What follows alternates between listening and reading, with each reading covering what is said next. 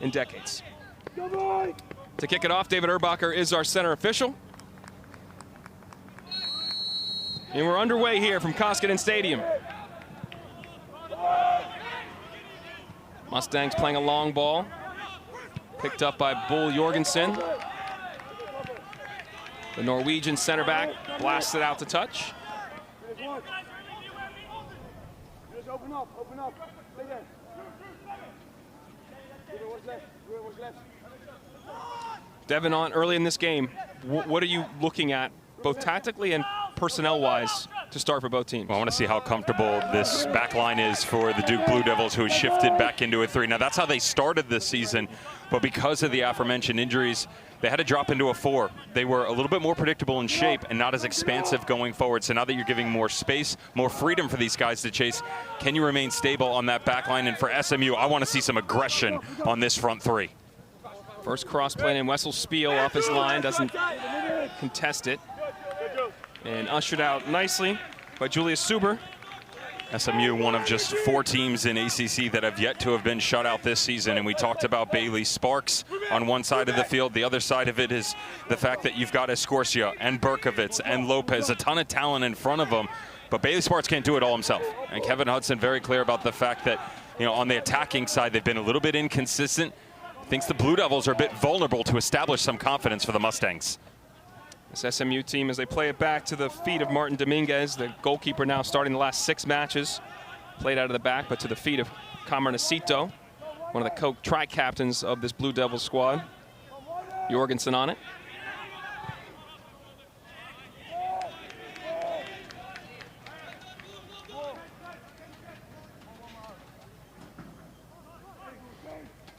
Dominguez, the transfer from Oregon State. Oregon State is actually who ended SMU's season last year in the NCAA tournament. A 7-1 home loss for the Mustangs.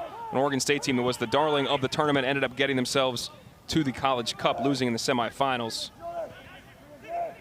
to Notre Dame. Turned over now. Pleasance couldn't get on it. Alex Salvo rides a challenge. Back to Owen Zarnik.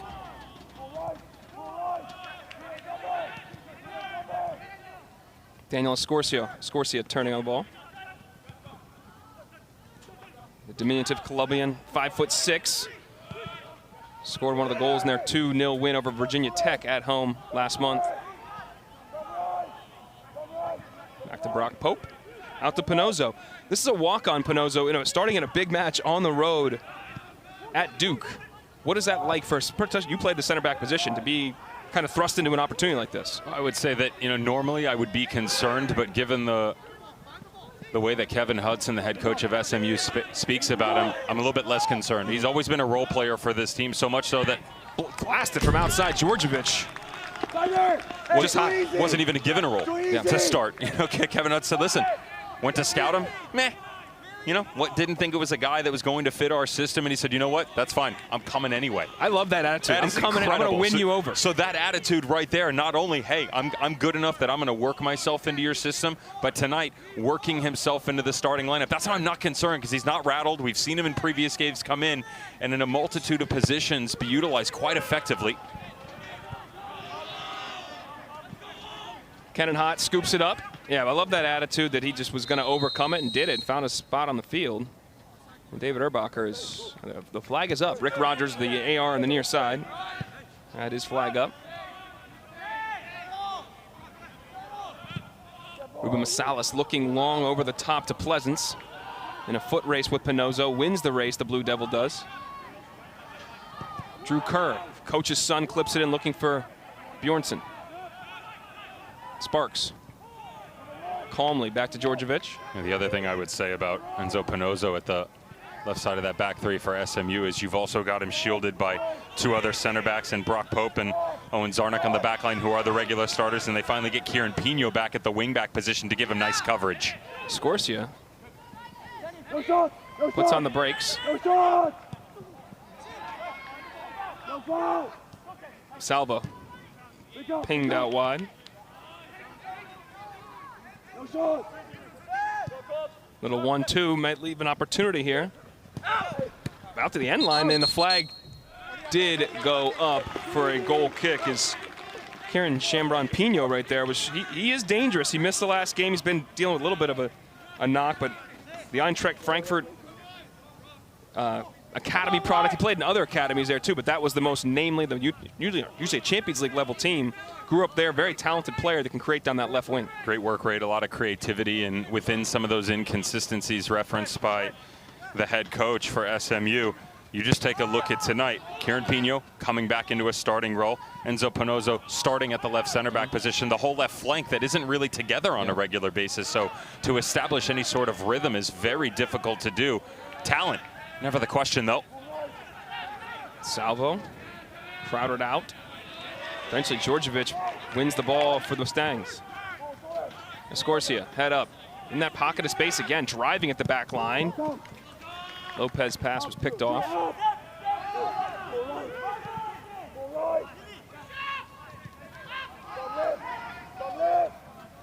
Panozzo.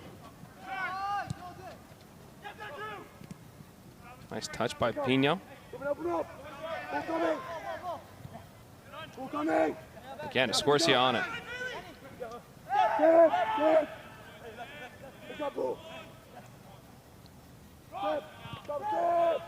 Pino finds some trouble, and Bjornsson may be able to pick it up. Well done by Salvo.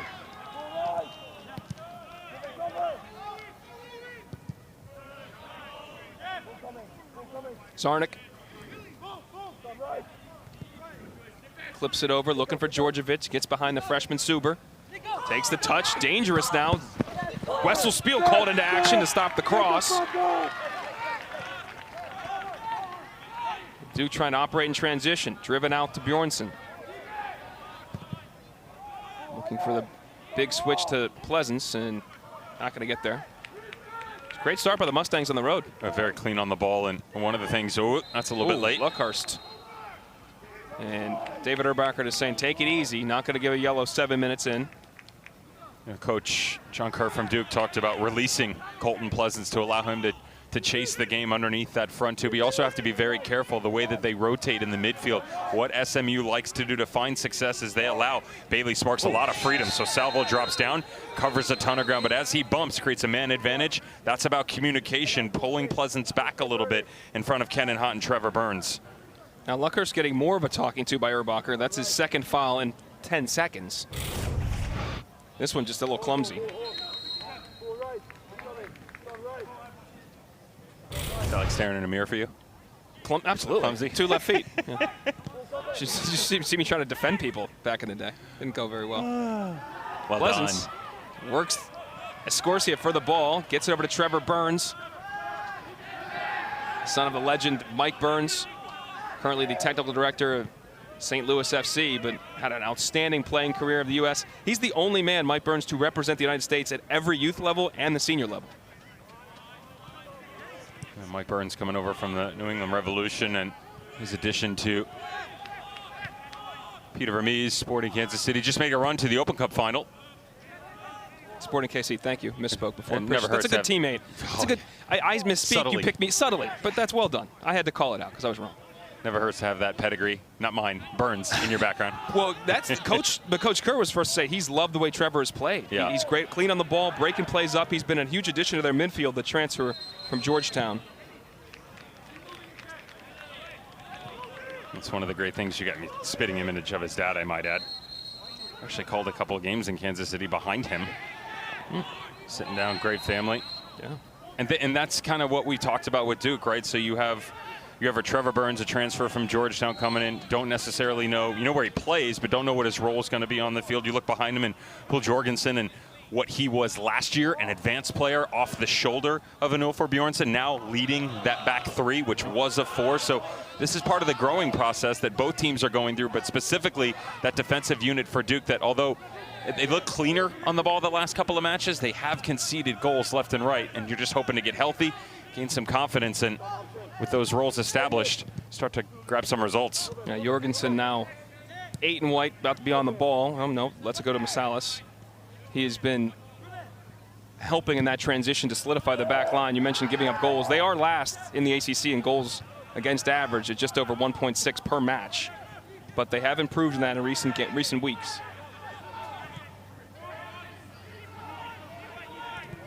That's a nice ball. Suber, he's going to get there. He's winding up the cross. He'll wait on it. Play it low. Luckhurst couldn't do anything with it. Driven back to Luckhurst. Flag stays down. Great block. Still not out of trouble. Pleasance. Duke applying pressure.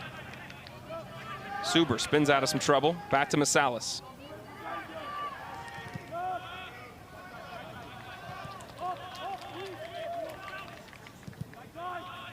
Hot out to Drew Kerr. Leads their team on in assists.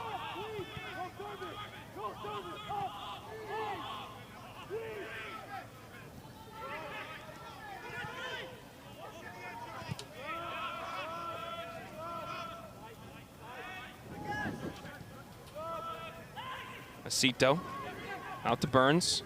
Looking in the channel for Pleasance.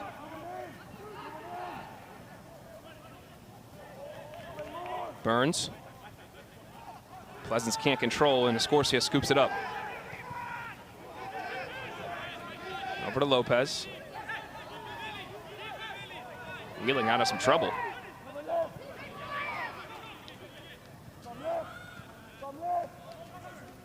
Salvo.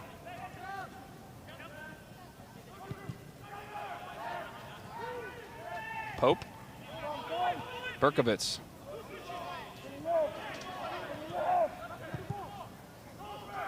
Drilled out to Zarnik. He's actually scored the defender in 2 of the last 3 games, making his presence felt in the box and set pieces. Jorgensen, it's a lot to ask of Wessel Spiel, but he controls it.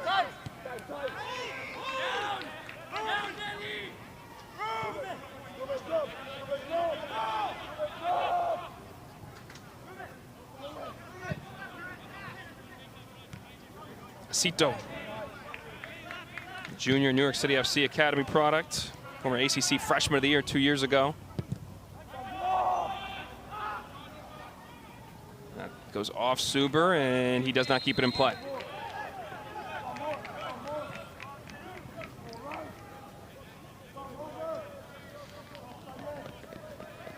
There's the aforementioned Acito, Manhattan native. Started every game last year. Every game he's ever suited up for Duke. 44 for 44. That is a key member of the squad. Dealt with some injury issues earlier this year, as we talked about the back line.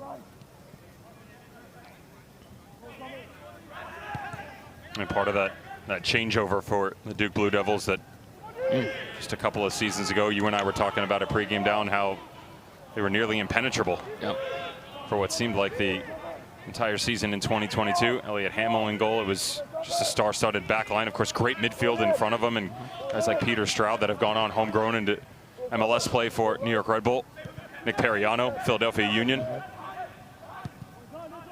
And another striker in Thor Farson, excuse me, also into the professional ranks for the Houston Dynamo. I enjoyed the comparisons pregame, talking to John Kerr about, you know, the differences between Thor and Ofra Bjornsson, that pipeline in the Icelandic world now to get those guys here. And they do have a pipeline. Christopher Godarsson, Axel Gudbjornsson, who's on the... Godarsson graduated a few years ago, but Gudbjornsson is on the bench as we speak. And these Icelandic strikers continue to lead the line for the Blue Devils.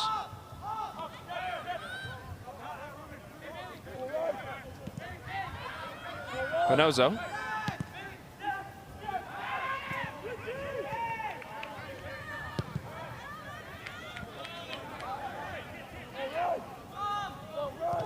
Zarnik looking to switch it out to Pino. And how's your touch? Beautiful touch. In stride, cuts it back. Opportunity. What a block by Jorgensen. There's appeals for a handball. Great strike from Sparks, just north though. And now the Mustangs are still complaining, David Erbacher. He can review it if he so chooses, but he had a very good view of it and said no. Both teams have gone side to side a couple of times in the opening 10 minutes. That touch right there, absolutely incredible from Kieran Pino, just to maintain his momentum. Ball out in front of him. Doesn't look like, though. It actually came off the hand in front of the Duke goal. How quickly. And this is something you want to see more of if you're an SMU fan. A to Z, much more rapid in nature. They're really good, as you've seen in the opening 15 minutes, clean on the ball. They can shift you side to side. But that dynamic movement down the wings to get your wingbacks free and then to have support in the box, important. This is important too. I got to quickly check on SMU player with the ball to the head. I cannot see the number.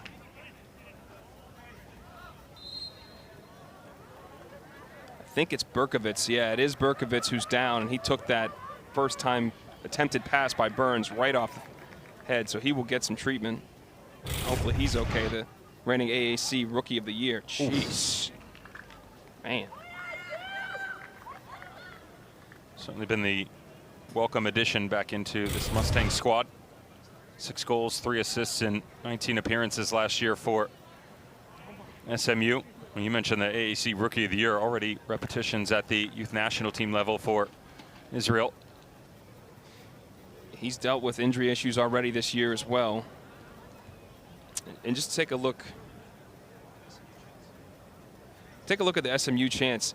And the appeals for handball, I want to talk about Bull Jorgensen. That block, look at his arms perfectly down to his side. So even if it hits his arm or shoulder, it's attached to his body. That's why there's no call. His correct? transition on the back line, nearly seamless. You know, a couple stumbles early on in the season. Also understanding that they had him on the right side of the 3 when Asito was rotating through some injury issues. But for Jorgensen, just the understanding within the game. To me, that's an IQ play, and here's why. Yes, it's body positioning for sure, but more importantly, recognizing just as a good footballer where the threat is going to come from, because whether that's a ball coming square back across the 6 or square across the midfield, you want to have your body forward facing to be able to attack it. Now that ball's coming at him, so he can stand up tall, make himself big, and try and put a little dummy in front of his goalkeeper Veshel Spiel. But even if that's coming through the midfield, it's perfect positioning. Defender back, forward facing, and the ability to tack. Berkovitz up and waiting for re-entry into the game. And Jorgensen's block, as we just talked so much about, good officiating by David Erbacher, didn't need a second look. Again, you can look at penalty shouts in video review, but he saw it all the way, and well done. It keeps the game in flow, as this is the first year for expanded video review, and we've seen at times, I would say, it used rather liberally, if you will, through games, which can change the flow of a game.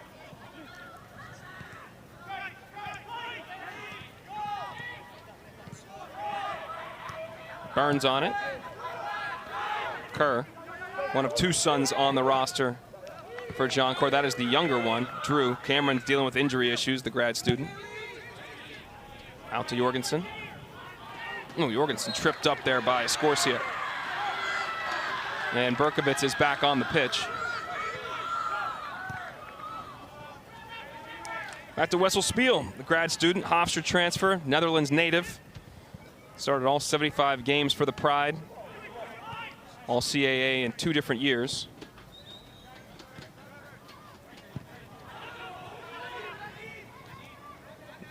Salas finds Burns. Scott Suber making the run ahead, and they will connect. The freshman getting the start today because he was so impactful in the NC State game and so good in practice. His cross is picked off, though. And Sparks has got his head up. Ooh, nice tackle. Sparks slowing the ball, dispossessed. Chance for Pleasance and Bjornsson to combine, but they turn it over.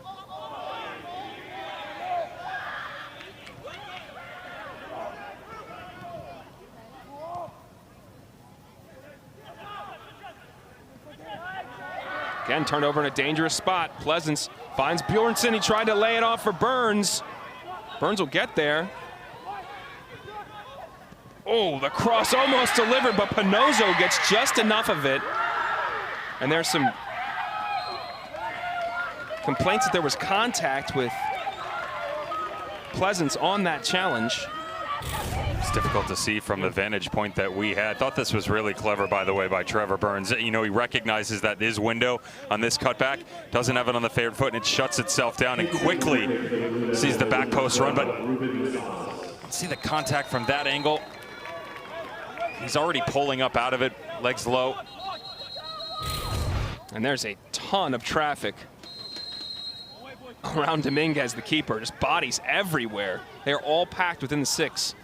And then Bjornsson making the run from outside and doesn't come together.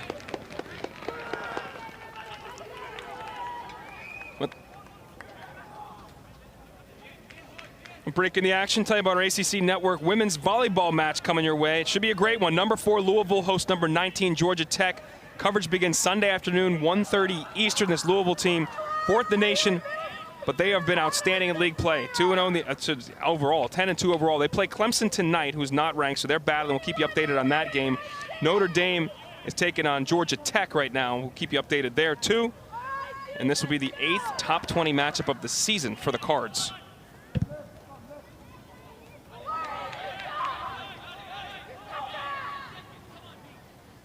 Dominguez sends everybody deep.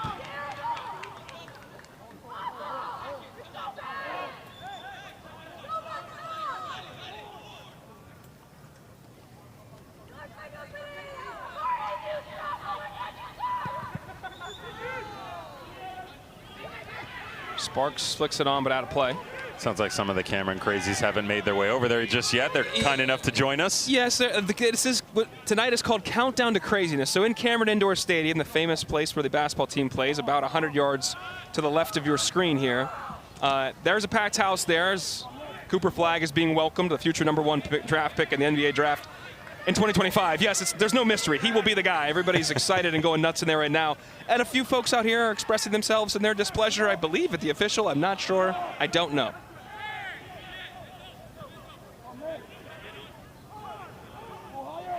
College basketball season starts this year, November 4th, Monday. It's creeping earlier and earlier.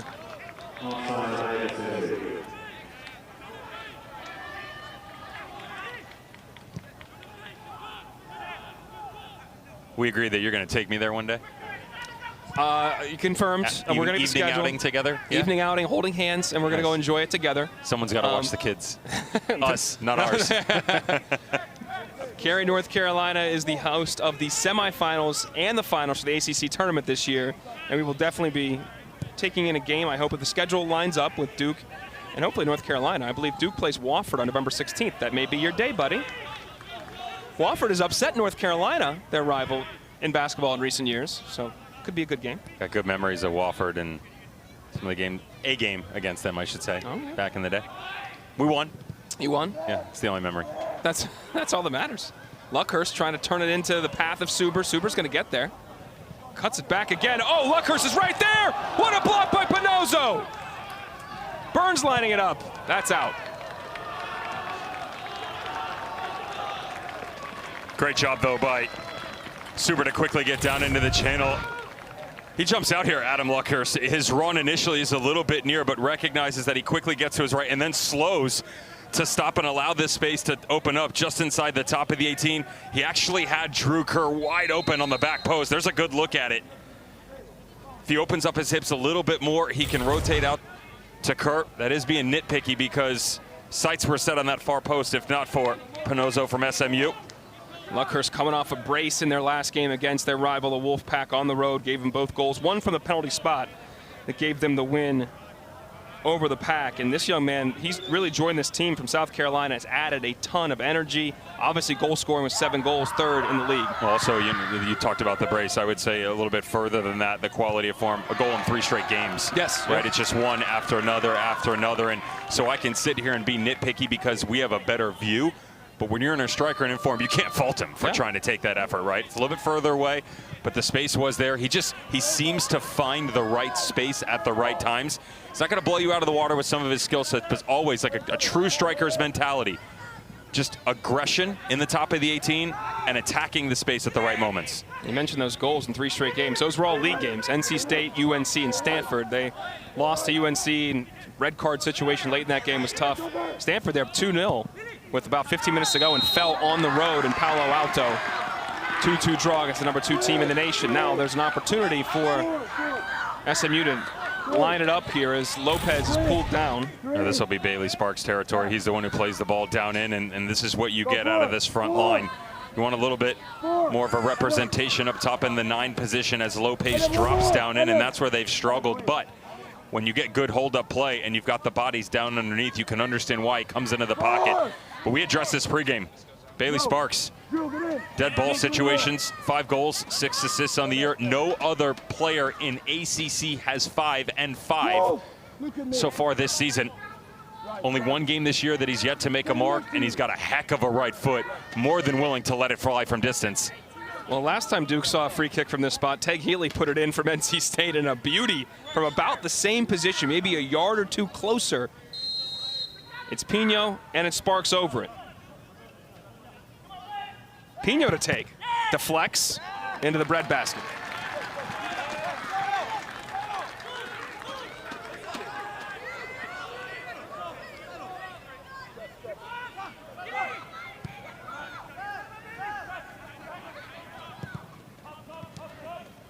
Bjornsson holds it up, gets it to Kerr. Kerr fouled, or no, out to touch. Crossing through the bottom of the hour here at Koskinen Stadium. Blue Devils Mustangs 0-0 through the first 23 minutes of play alongside Devin Kerr. I'm Dallin Cuff. Two teams right now in the top 6 of the ACC standings. SMU coming in at 6th with a game in hand. Only 3 league games played. At 2-0-1, they are unbeaten at this point. Duke 2-1-1. 4th place in the league with 15 teams. All 15 make the ACC tournament. Super nice turn. But that top spot, you get a bye in the first round. Pitt holds it currently, the #1 team in the nation, and a perfect 4-0 record. Devin, what have you seen so far in this game, 23 minutes in? Well, hold on a second, as Jorgensen's going to battle with Lopez, but Jorgensen wins it. Duke struggling a little bit in the midfield with the way that SMU is playing tonight. Again, they like to overload centrally with a ton of bodies, so that's pulling them pretty thin. When they're winning some of the balls, just like this, they have trouble in link-up play. That's just about quicker rotation and better communication, because they do have the bodies there, just not enough coming back to help out. And I would say for SMU coming the other direction, as aggressive as they've been, still that target spot up top. We've seen a lot down underneath to challenge this back three, but no one really pushing them to create more space for the supporting cast to come up under. Now, Lopez gets his 9th start in 11 games and only got 2 goals on the campaign, so they still are trying to find that finisher, that target man, that striker that could really do something for him. Luckhurst, though, head down driving at the back line, picked up, though, Pleasance. He's got Hott to his left. Hott cuts it back to Luckhurst. Oh, just north of the goal. The striker's going to want that one back. The credit to the vision here of Kenan Hott, who, watch him on your near side of your screen as he rotates down and slows the run, but he actually slows this even further. Everybody on SMU, and myself included, I thought that ball was going to the back post, but that hesitation very smartly taken by Kenan Hott to allow the space to develop for Luckhurst. But him, I just kind of cursed him a little bit, right? I talked about him attacking the boss, leaning back just a touch, which has that sail up over. If he strides right through it, it's 1-0 Blue Devils.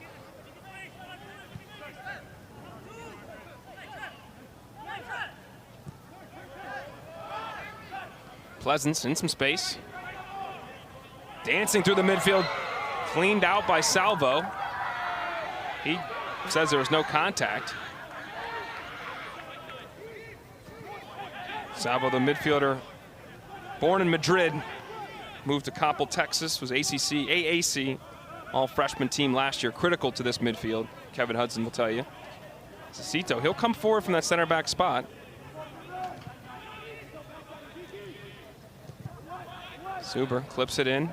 Bjornsson was able to touch it. They're appealing for handball.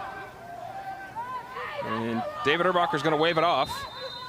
Or is he? Hold on. He will not. He's going to take a look. And again, with expanded video review, you can look at potential penalties this year in college soccer. That's a clever idea. I'll give you that much. Nope. Well done, though, to allow the play to develop and then come back to it. David Erbacher, and he'll 100% be just continuing forth. No penalty there in that situation. I do like the previous 2 trips by Duke, where we talked about that front line working back to help them up for connection points, and instead, although we have seen Luckhurst working a little bit deeper, even more so, it's actually rotation by the middle 3, where Pleasance is coming deeper, and then Burns and Hott are coming back to the outside to take advantage of the space next to the wingback. That's what's the previous 2 trips. The early one this time from Julia Suber. So David Erbacher communicating the hand was in a natural position. It also got part of his knee. I mean, you had no issue, right? I didn't really even see enough on the hand at all, because it actually hits the knee first, notice. And if it does, maybe it's the thumb. But again, that natural position when it's laying down to your side, your arm's got to go somewhere. It's different when that arm becomes up into the extended shoulder area, then you're in real trouble.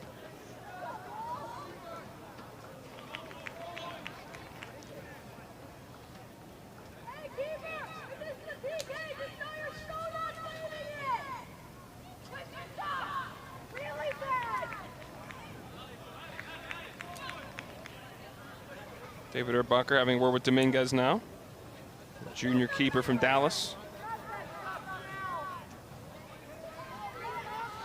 Won the gloves for Kevin Hudson 6 games ago. Haven't given him up. Chance Johnson was in the net before that.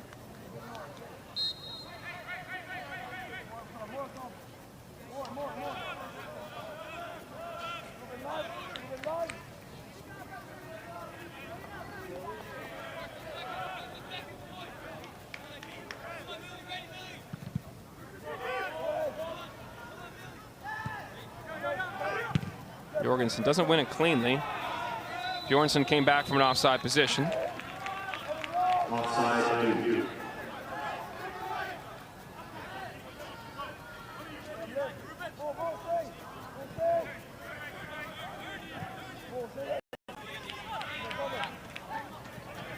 Pinozo, his pass picked off.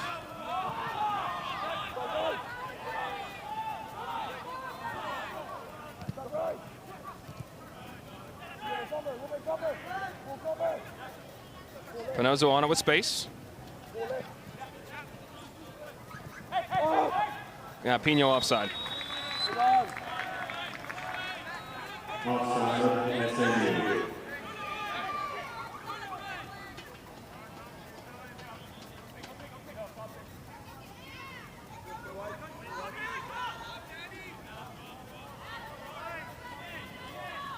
Acito to take.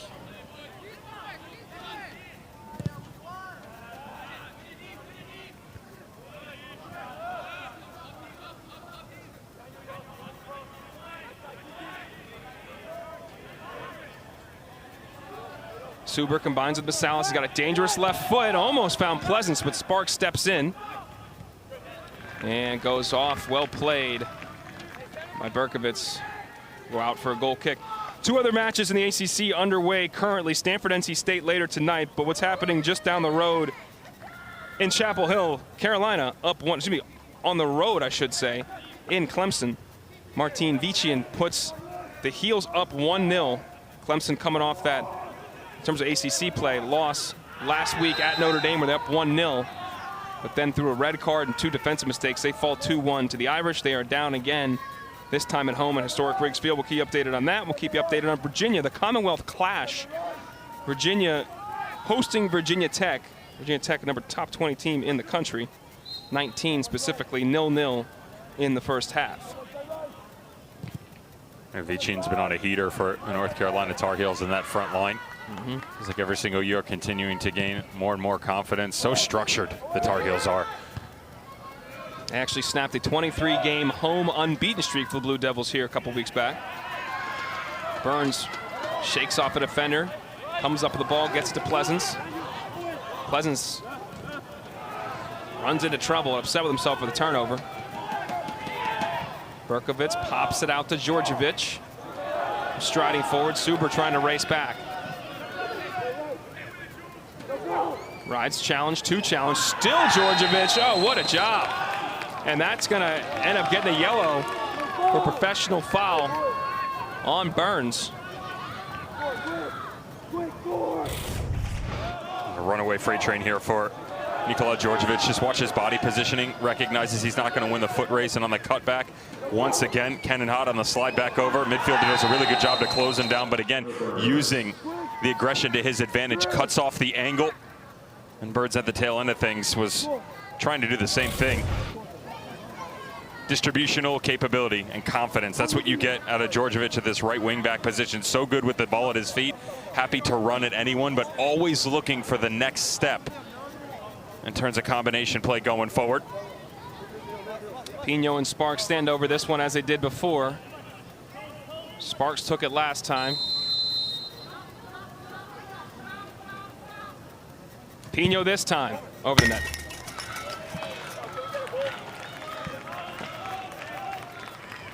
You just made a face. Thoughts? My oversized ears were a little bit fragile on the kickback. I didn't know you were so the mics. soft. Okay, good to know. The Nat sound, for those of us in the industry, you can't handle it. It's good to know. It's a bit interesting, by the way, that as good as Bailey Sparks has been from set pieces this year, 3 goals from the penalty mark, 1 from a dead ball situation overall. That's 4 out of 5 on the season. They haven't allowed him to hit the first 2 that have been within striking distance. Oh, well done. Get the turnover by Berkovitz up to Lopez, but he's straight offside. Offside, SMU. I would imagine, given as stale as it's been so far, respectfully to some of the boys on that front line. Reinforcements coming. We do see some movement in front of us now. He's not afraid to shake it up. Kevin Hudson, they've got quality depth on the team. And there's new sub rules in college soccer this year. You get 6 moments to substitute, not including halftime. And if you exit in the second half, now you cannot re-enter. You never could re-enter in the first half, but now there's a number of bodies coming in. Let's get you caught up. 17, Jalen Mitchell, bit of a burner down that left wing. He comes in the match, as does Entering the game for the Mustangs, number 30, 17, Stefan Mitchell, Sochmonian. number 22, Brendan The Baird. freshman got his first goal of his career last game against Rio Grande Valley. And number 36, Noah Urban. Noah Urban, number 36, comes in the match as well. Playing more that right wing back spot for Djordjevic.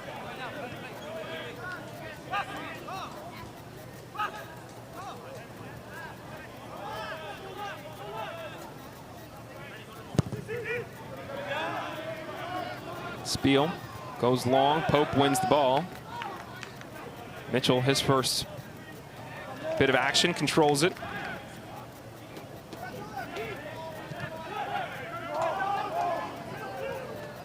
Salvo's pass just shorted. I like the idea of Jalen Mitchell onto this front line, though. 17 just at the bottom left side of your screen. This game screams in terms of SMU's capability going forward for his skill set. Ball in front and always wanting to go directly at attackers. Not more of a combination guy and slowing things up. Instead, you want to allow him to drive at this back line, which they've been lacking.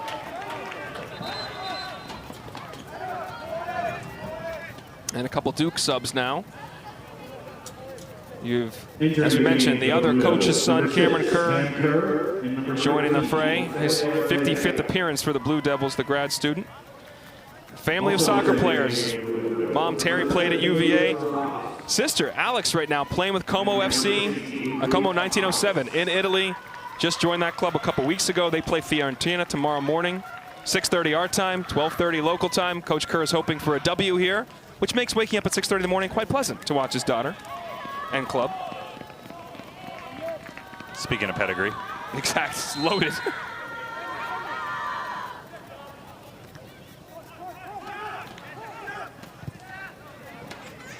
Step by Luke Thomas, one of the newly added Blue Devils. Can't come up with a ball, though. He replaced Suber. And he and Urban in a little bit of a battle, won by the Blue Devil.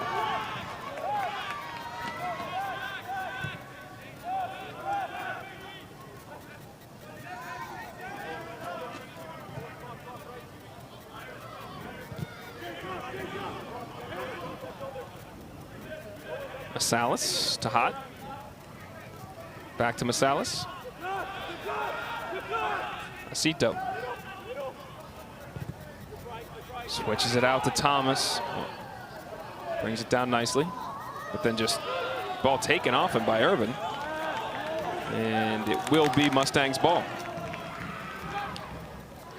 Tell you about our Week 6 ACC Network football lineup begins tomorrow noon Eastern. 4-1 BC escaped that game against Western Kentucky last week to remain with just one loss to a top 10 Missouri team. They take on a 3-1 Virginia team in Charlottesville. Then Stanford hosts Virginia Tech and will cap the night. 5-0 Duke, folks. The undefeated Blue Devils take it on Georgia Tech at 8. Each game available on ESPN, and you can watch anywhere on the ESPN app.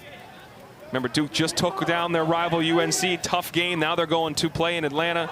Should be an outstanding game tomorrow night to end a great day of ACC American football. Trevor Burns with the turnover. Lays it out to Bjornsson, back to Burns.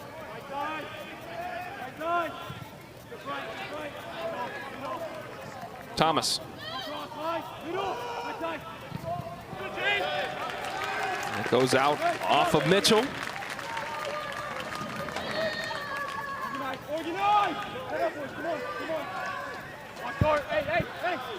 Taking the corner kick for the Blue Devils is number 23, Keenan Hott. Hot to take it.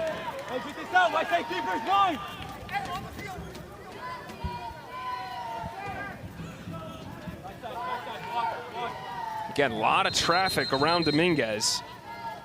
Well, I would just be aware, just keep an eye on the penalty mark. There's a solid 10-yard gap from the top of the 18 to the 6. That would be great to step right into if you can keep it on the ground.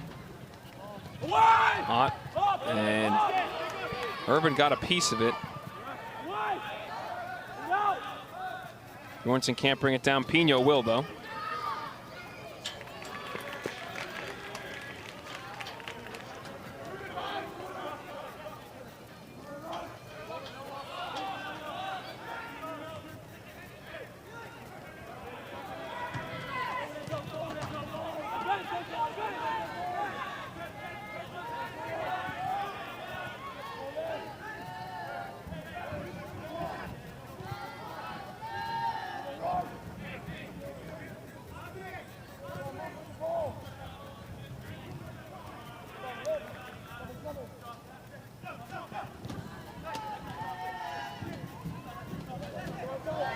Pino shakes off the challenge.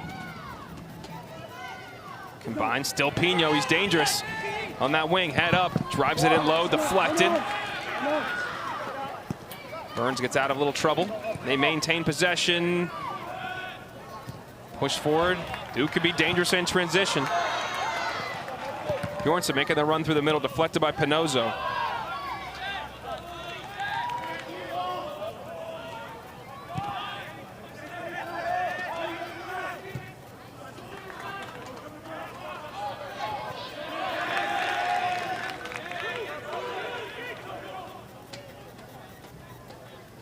And we told you Carolina was up 1-0. That lead was short-lived. It is now 1-1. Jaron Jabay for Clemson equalizing in the 32nd minute down in South Carolina. We'll keep you updated on that game. That's exactly what this conference needs, is the deep lying 6 to start finding the goal more frequently. That's 2 in the last 4 games for the holding midfielder from Clemson. Jabay, third-team All-League player last year, former Pac-12 player of the year when he was at Oregon State.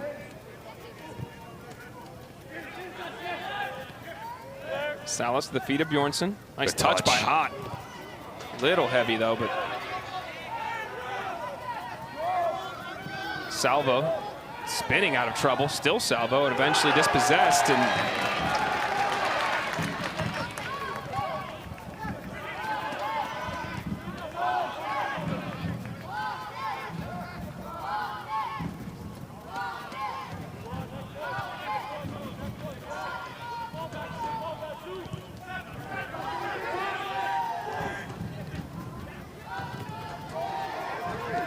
Jorgensen.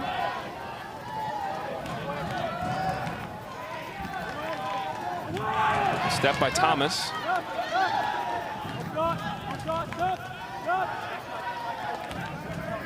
Jose Ortega, 13 white in the match, as well as Felix Barajas, 7 in white.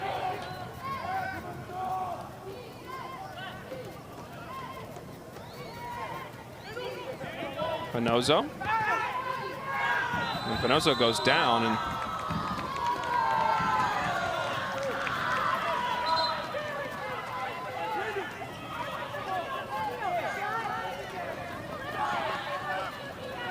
there's Enzo Pinozzo, junior from Rock Island, Illinois. Entering the game, And another for the sub here for Mustangs, SMU. Ryan Clanton Pimentel, the freshman from Texas. He's an all-state player last year in Texas, making his 10th appearance for the Mustangs, replacing Pino. Again, just up in the ante at the wingback spot. Not necessarily as creative with the ball at his feet, Pimentel, compared to Pino, but a lot more speed at his disposal. Kevin Hudson spoke very highly of Pino, and you can see it in person too. Very talented young player. Yeah, you know, for me, as much as we talk about Bailey Sparks, and he deserves it because of all of the stuff that he does within the midfield. It's goal scoring, it's assists, but ground coverage. To me, the two most important players on the team are two guys that are still right there near the front line. It's Pino, 7 right there in your screen, and the sophomore coming back from injury, Neve Berkovitz, last year's AAC Rookie of the Year. They're so graceful on the ball. You know, they never lack confidence. They're always scanning. And when you play in this 3-4-2-1 where those two 10s drop underneath, Kevin Hudson allows you to explore the game. You can come to the outside, you can tuck in underneath, and you can go play up high. Both of them, although different in positions, carry a very similar skill set with the ball at their feet and their willingness to be aggressive going forward. I mentioned Sparks during the last discussion. Sparks is called for the foul. Quick restart, though. Now sprayed out to Thomas. He always wants to get back to that left foot. He spins out some trouble. Lays it off for Bjornsson. Back to Thomas. Taken down. No call. Rosales is on it. Danger not cleared. Good ball played in. Barajas trying to track it down. Hot.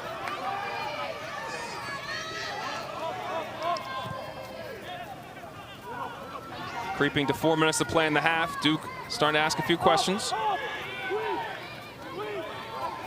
Jorgensen, Burns, Thomas. All played in. Pinozo to knock it down. Cameron Kerr, Barajas. He'll give it a ride, deflects a number of times, and eventually cleared out. Good spell here for the Blue Devils.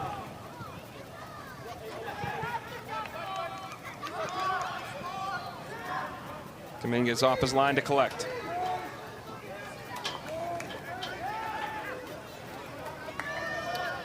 As Dominguez walks it off, tell you about the ACC Huddle tomorrow, 11 a.m. Eastern. The Huddle crew get you ready for the day in Atlanta. 60-minute pregame show leading into UVA BC at noon. Those are two one-loss teams, a really good game at noon.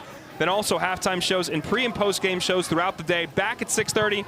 Wrap up the afternoon with highlights and analysis to get you set for the undefeated Blue Devils on the road in Atlanta, taking on Georgia Tech. After the game, stay right here on ACC Network for a full post-game show to wrap up the night.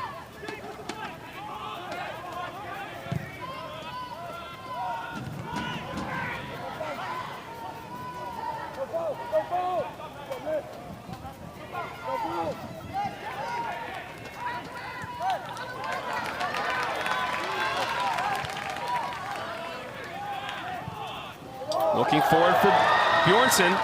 He's in a foot race. He wins it. 3 blue jerseys, lays it off right there at the spot. Off the woodwork. Oh, Ortega. The goal was begging and he could not put it in.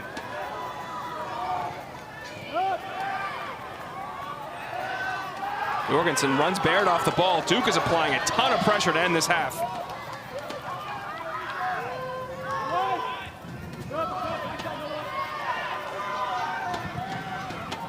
Pinged out wide to Thomas again. It's been a problem for Irvin. Gets end line, earns a corner. You got to tip your hat here to one of the hottest strikers in the country right now, Nilford Bjornsson. It's a beautiful ball by Cameron Kerr, but most number 9s right now would try and take it by the lonesome, and it's that unselfish. It's a perfect ball back across by Bjornsson. And what you're trying to do is use the goalkeeper's momentum to your advantage. He had just started to pivot to his right. It is a very good decision. The only thing is, Dallin, when you come back across, you narrow your angle to be able to attack that near post because the body's in front of you. Oh, slipped through there. And Barajas got a shot off, and now it'll be another corner. This is all about the change in the midfield, though, from Duke. You know, I talked about their expansiveness of getting out of the central spots. Recognize that's also Kenan Hott, who turned it over in the midfield, made a 40-yard run to recover it, and then they went 80 yards the other direction in quick-fire nature. 4th corner of the match, and Duke applying a lot of pressure. They probably won't have to come. We are under 60 seconds. I'm sure Kevin Hudson of the Mustangs would love to get in the locker room right now.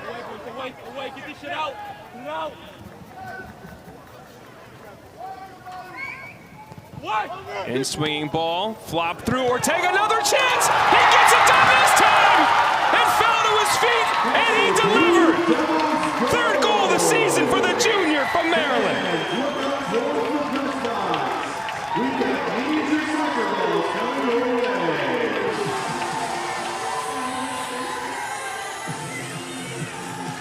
It's been coming for the Dukies. Last 15 minutes, full control.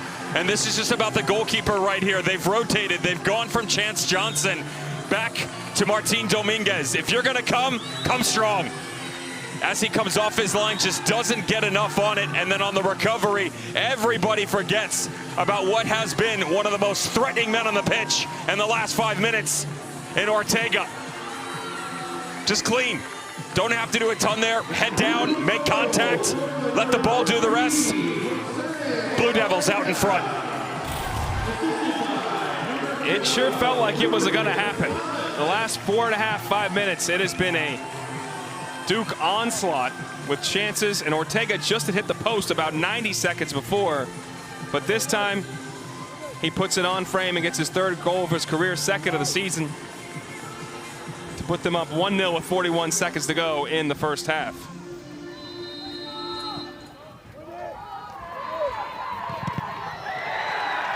Masalis credited with the assist.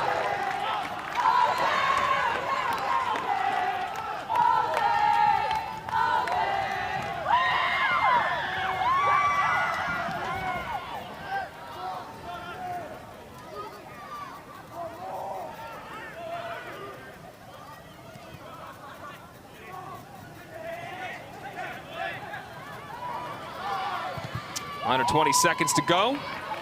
Blue Devil faithful showing a lot of energy and appreciation for what their squad has done here in the last few minutes to take control of the game and take the lead as Thomas tries to get it in back quickly. That should be cleared out. Devin, your thoughts as the Blue Devils now go into break up one. A great response because this SMU team was ball dominant. They had this back line rattled early, but being able to absorb that pressure and then make adjustments as the game on. Really well done by the Duke Blue Devils to take control of this game after 45.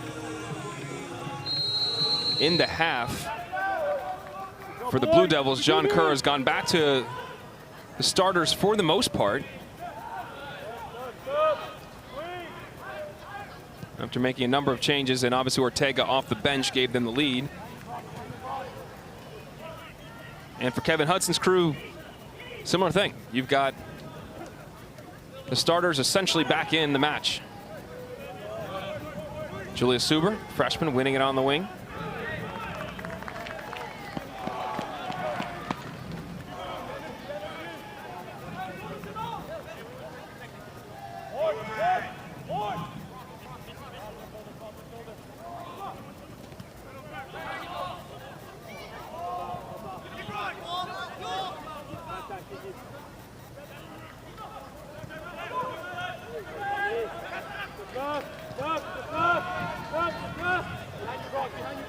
Cito stepping forward. He's got Pleasance making the run. He pops it out wide to Drew Kerr. Team leader and assist. Good ball back post. Headed out though. Berkovic's pass asking a bit much for Lopez, and Cito's able to get there first. He turns back upfield. Dispossessed the big center back, and Escorcia tries to get going in transition. Early in this half, what are you focused on here, Dev? I want to see if SMU can, and I know we talked about it a few times in the first half, but it's important. They need more of a presence in the 9 spot. And I talked about the aggression of the back line. If you don't get a guy and have the ability to play into him or over the top, you at least need them to frustrate the distribution of the back line. They didn't get that enough. And I want to see the Duke Blue Devils and as to whether or not they're going to maintain the aggression we saw to close the first half, especially how dominant this SMU team can be with the ball. They showed that dominance, and they really created good chances early. Bailey Sparks, so turns it over, their second team All-American midfielder. Lays it off to Burns in a tight spot. And he draws a foul. Hey, turn. Right side. Owen, right side. Hey, wait. Hey, get in front of it. Cross, right here. Hey, Owen left. Point. Watch. Hey, set up now. Set up. Hey, deep. Set up, set up, set up. Set up, cross, cross. Everybody with cross. Hot and Masalis over the ball. Everybody lined up with cross. Squeeze. Right side, give it to man. That's a very high line, a lot of space to run through.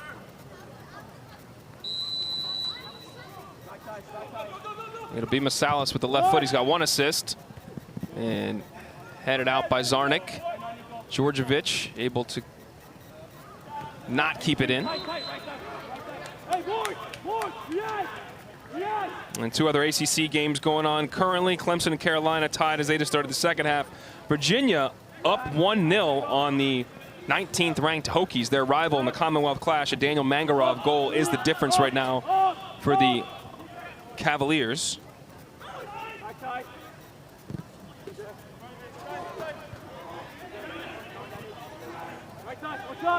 Hot on it. Right side, no shot. Squeeze up, up, up. Right side, right side. Opportunity, Suber. Got numbers in the box. Oh, and it's in!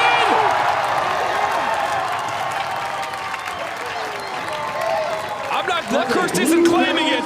Suber played a dangerous ball in. It doesn't matter who got the last touch. It matters it's 2-0 Blue Devils.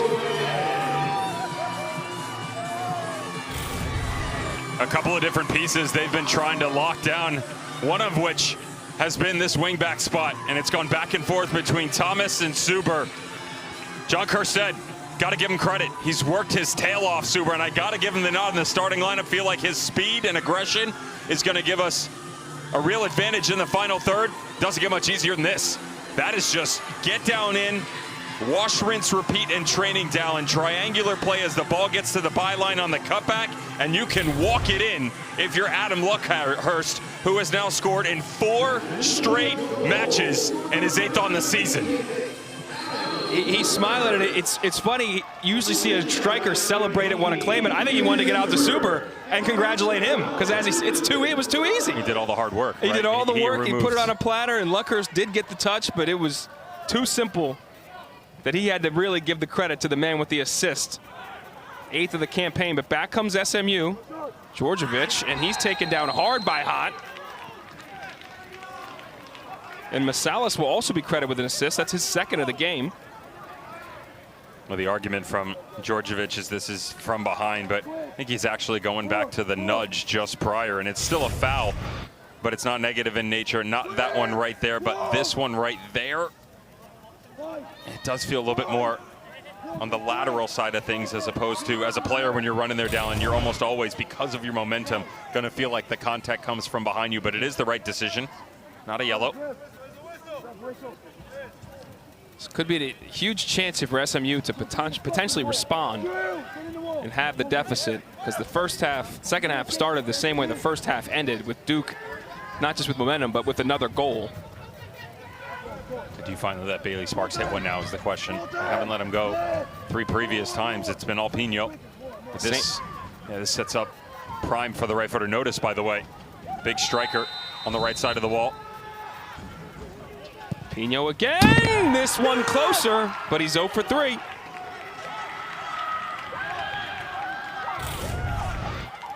Certainly no doubt at training where the pecking order rests, and that certainly lies with Kieran Pino. Again, there was a ton of space to the right side of Spiel and goal. Thought it's suited much better for a right footer to come back across it. It's a perfect distance. Not too close, not too far. You can really decide if you want to use a little bit of English to try and move the ball or come with power.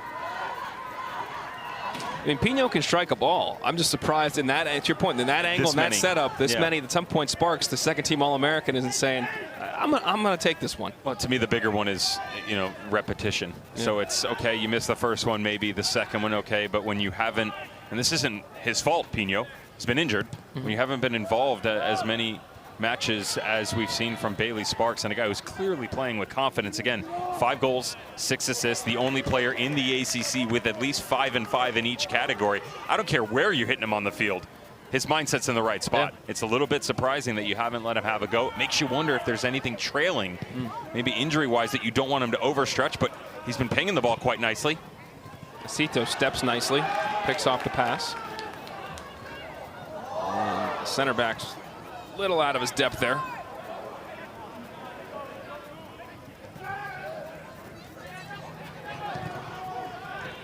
Good ball to Escorcio between the lines. Out to Pino. Well defended by Drew Kerr. And he'll be able to run it down too and save a corner.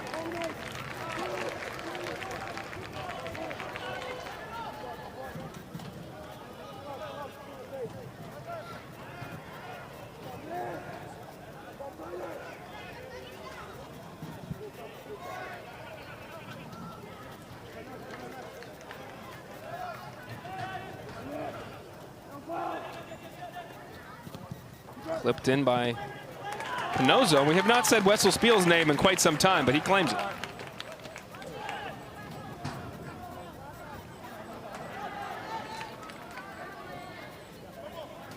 Dallin, one of the big things coming into this match, we had the opportunity to chat with the ACC crew just prior. Did a little preview of the game, and I talked about sort of the good and the bad, right? What we've gotten from each team's coming in and where we wanted to see the change. I said defensively for Duke, we wanted to see better structure. They've had it in previous games. We've gotten that tonight. Also said that, you know, you as good as you are in the 9 spot with Ilfor Bjornsson, you need a little bit more out of those underneath you. You've gotten that. Yeah. If you're John Kerr right now, you got to be pretty happy with the way the game has gone. No doubt. They're currently 2-1-1 in league play. First time shot. There's Spiel. Sparks testing the keeper. Doesn't go out of play. Clip back in. And Lopez couldn't really threaten. He catches this thing. Look at the ball. Barely moving. Means he hits it right on the nucleus. Catches it true. Good power and excellent goalkeeping. Notice how his hand's up the entire time. Recognizes that because of the way it's moving away from him, even though there's no rotation on the ball, best to just get behind it. Take some of the power off it, push it to the side. Well done from the transfer from Hofstra. Well done by you too. Nucleus, huh? Look at you, Mr. Wizard. Mom gave me word toilet paper. Oh, excellent.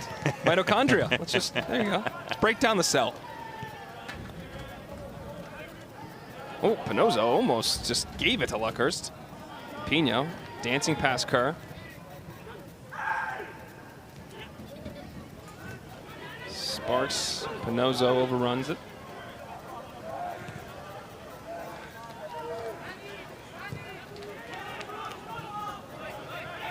Scorsia fouled in the midfield. We'll take it quick.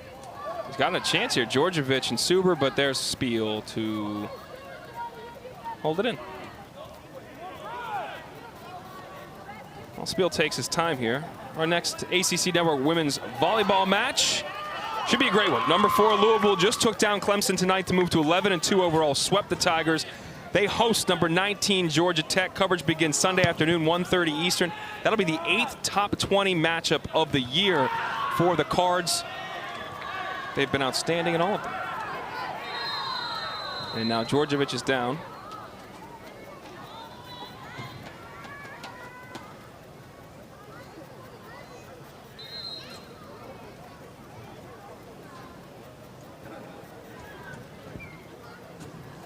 He'll require some treatment here.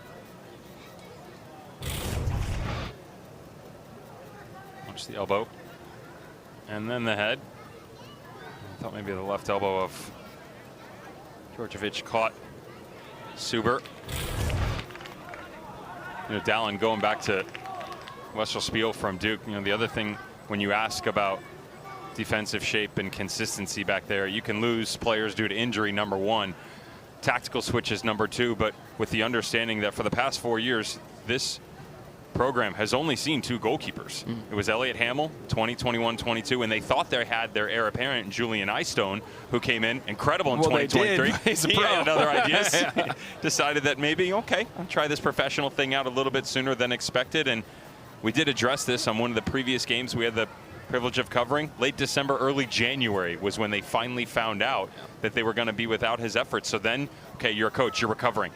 who's available, how quickly can I get him here, and with also the understanding that this is also a pretty good academic institution that you're going to have to be able to get that player into. And so to go get a goalkeeper is one thing, but to get one who has the academic capability to be able to gain entrance into Duke, and certainly with Westerspiel, who carried less than a goal against average per game in his 4 seasons at Hofstra, not too shabby.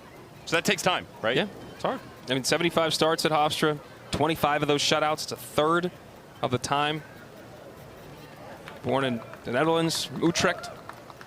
I mean, that type of experience, the pedigree growing up in the youth system there, you're checking all the boxes to get him in here to be a keeper for this Duke team. Well, the understanding, too, that the trust factor is always a big one for me. Anytime you step into a locker room at any level, you know, if you're a 12-year-old coming into a new youth academy or club team, if you're a college player coming into a new dressing room at a new university, or if you're a pro guy, there are players that are established. Think about Ruben Masalis in front of him, right? You've got Cameron Acito, and you think, okay, great, how quickly can I earn their trust? It's taking a little bit of time, but it seems they've found a nice rhythm together. Unfortunately for Djordjevic, that's going to be his day as he checks out. Noah Urban comes back in the game, 36, the sophomore from Arizona. Djordjevic is effective 2022 as an ACC all-rookie team, co-captain on this group. He started every match for them. We've seen him at times, especially that first half. He was a nuisance, but him not being able to continue is a huge blow to Kevin Hudson's team tonight. Down 2-0, but hopefully not adding injury to insult as we go forward if they move through their season.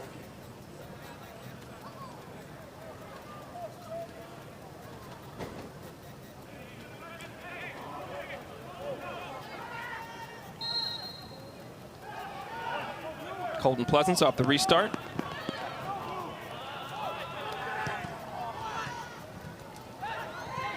Pleasance picks it up on a dead run. He's got options to his right. Plays it through to Luckhurst. What a save! Oh, Dominguez kept this thing a ball game. Wake up! Wake up! Right side, right side. Stop! Stop! Stop!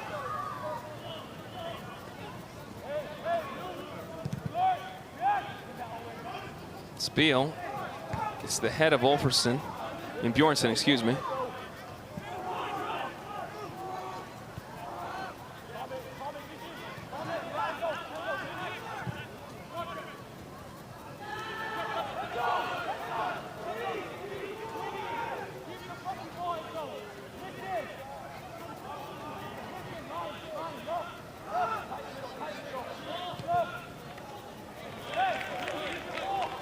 Turned over. Pleasance created a great opportunity. Luckhurst had a chance. And his inclusion into the squad was all about these movements right here, the ability to cut right through the center of the midfield for SMU. And I give a lot of credit to Adam Luckhurst here, who could have easily tried to sit on the back shoulder run, but instead waited, allowed the separation to continue between Pinozo and Brock Pope. And even though there was a trailing run of Pino, great timing by the striker up top, but well recognized by Dominguez to come off his line.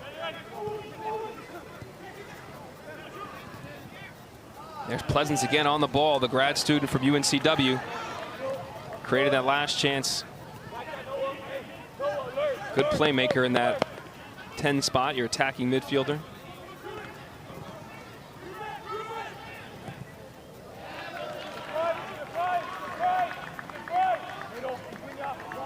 Jorgensen, forward. Win the ball back, Lou. Win the ball back. React.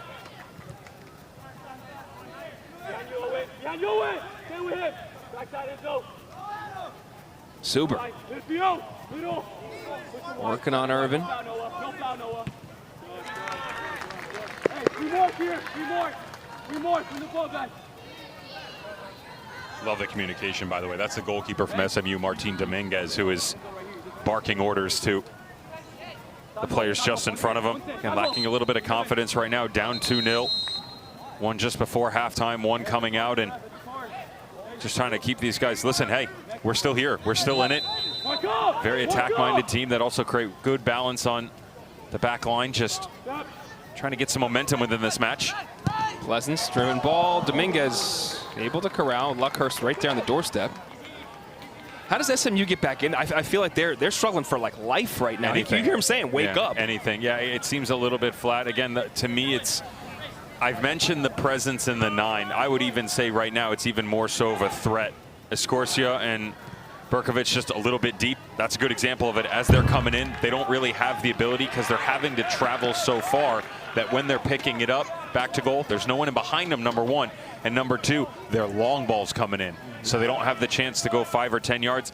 I like the idea of pushing them higher. Now that means also your back line has to be more aggressive, but these guys can handle it.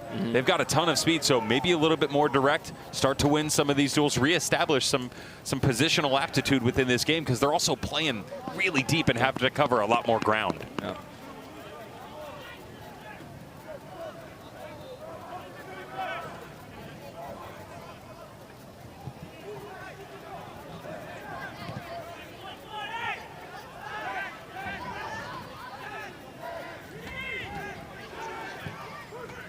Salvo.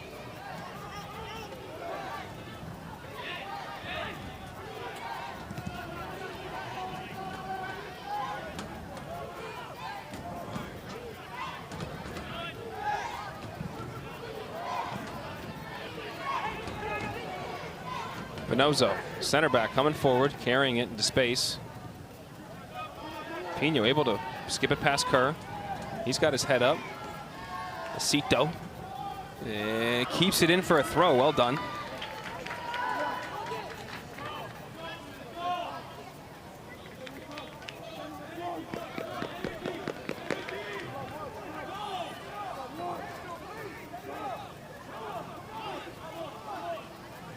Winding up for a long throw, so they're getting a couple of their center backs forward. Zarnik, as we mentioned, 3 in blue, has scored 2 of the last 3 games.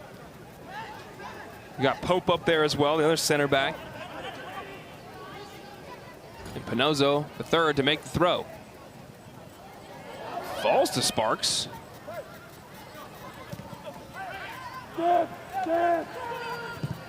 Irvin just kind of hooks it back in.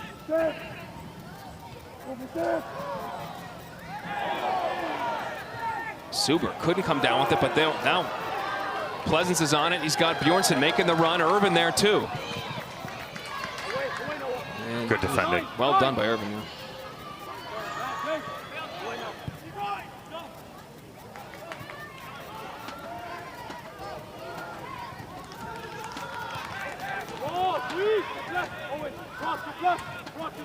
Kerr picks up some space. Pleasance. Bjornsson. Suber. That would have been something if it hit the net. Well, you create a worldie of an assist on the second goal of the night, and all of a sudden the freshman feels like he can hit it from anywhere. I don't mind it. Why not? The freshman from Washington feeling himself. Getting his first career start in this match. And Coach Kerr said, hey, it wasn't just what he's done in games. He was really good in the NC State game, their last outing. It's practice. He's doing it at both levels. You got to reward the young man. So he comes in and gets that opportunity in place of Luke Thomas.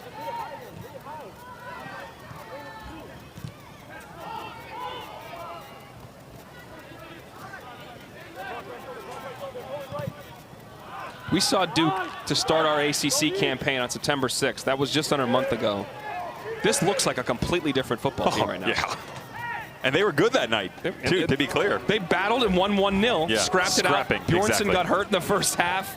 They scored on an own goal, but on a beautiful ball that was, they forced the own goal. But they look different. As it happened, they look better and different, and despite gutting that out for 3 points. That was more about a team that was willing to have grit and compete because of pride. And it was a little bit damaged at that point in time, right?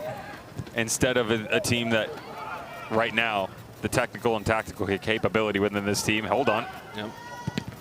Struck, and it's in! Off a deflection! But just as we're praising the Blue Devils, the deficit is halved for the Mustangs. Lopez getting his 3rd of the season in a huge moment.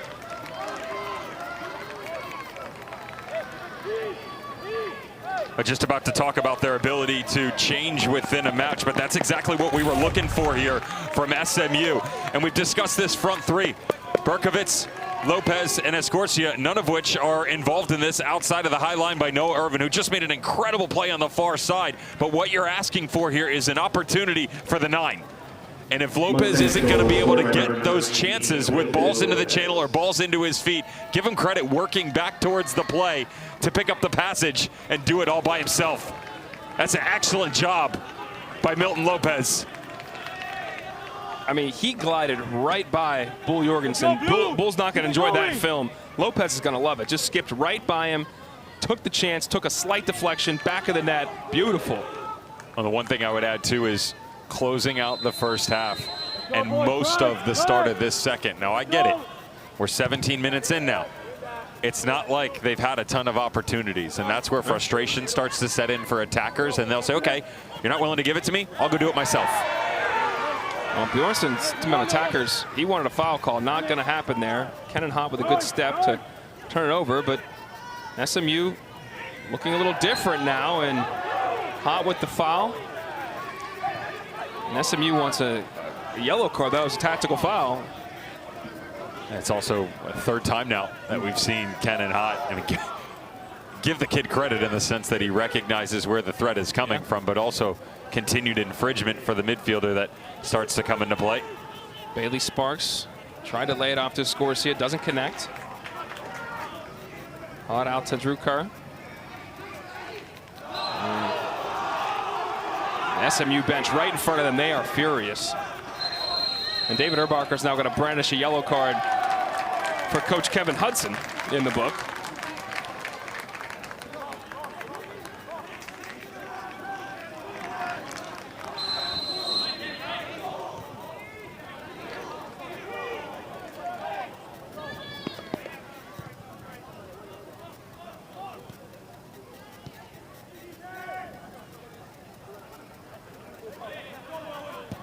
A yellow card is assessed to the SMU bench.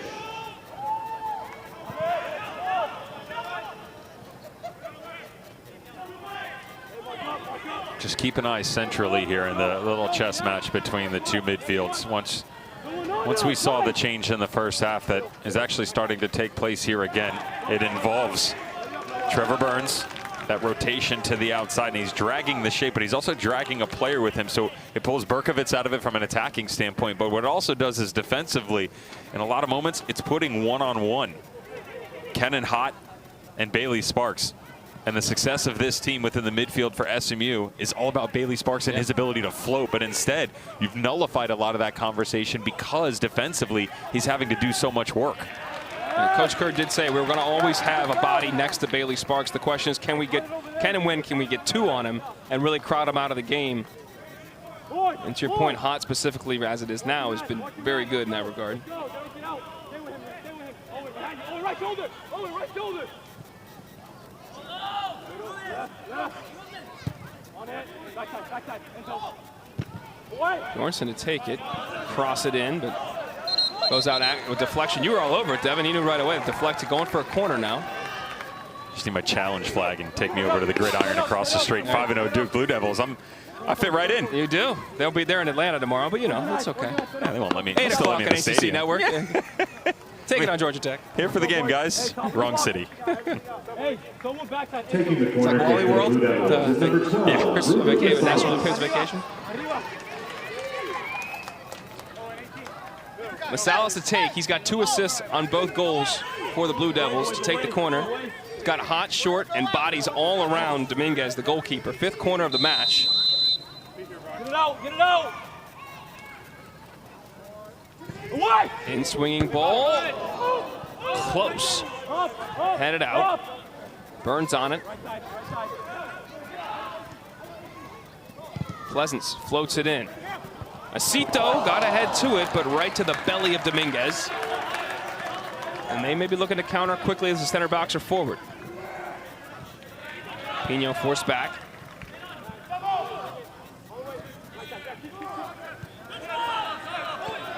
Dominguez, heavy touch. Burns almost got there. Forces the turnover. We talked about the growth for the Duke Blue Devils on the back line. There's really growth that's trying to take place in front of our eyes all over for SMU. You lose Cole Johnson in goal. He goes to the Columbus Crew, their 2nd team in MLS Next Pro.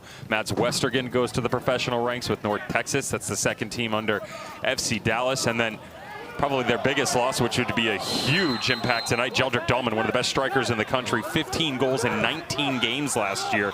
Every single level, the removal of such impactful players. Only 1 loss through 10, very impressive. Just struggling a little bit right now. That 1 loss to the #1 team in the nation, Pitt. SMU 2-0-1 in league play. Subaru created the 2nd goal, trying to look for a 3rd. Irvin does a very good job, and now some contact goes out for a goal kick. We just told you about the 8 o'clock football game. Let's say about the whole lineup tomorrow on ACC Network.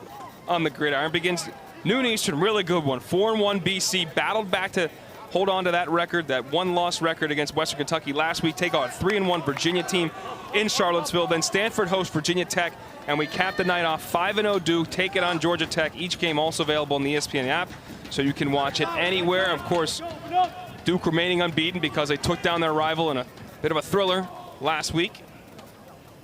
Trying to keep that unbeaten record on the road against Haynes King and Georgia Tech. That ain't easy.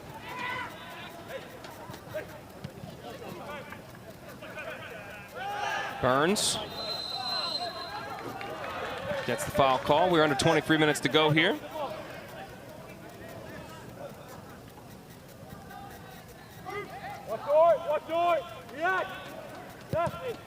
Just creeping into the halfway point of the 2nd half alongside Devin Kerr. I'm Dallin Cuff from Koskinen Stadium. 2-1. Jose Ortega got the scoring goal in the 45th minute. Adam Luckhurst doubled the advantage for the Blue Devils in the 50th. But just minutes later, Milton Lopez had the deficit, and that's where we are. Well done. Great little touch. Lopez, the goal scorer, gives it the strike again, this time pulled just a bit wide.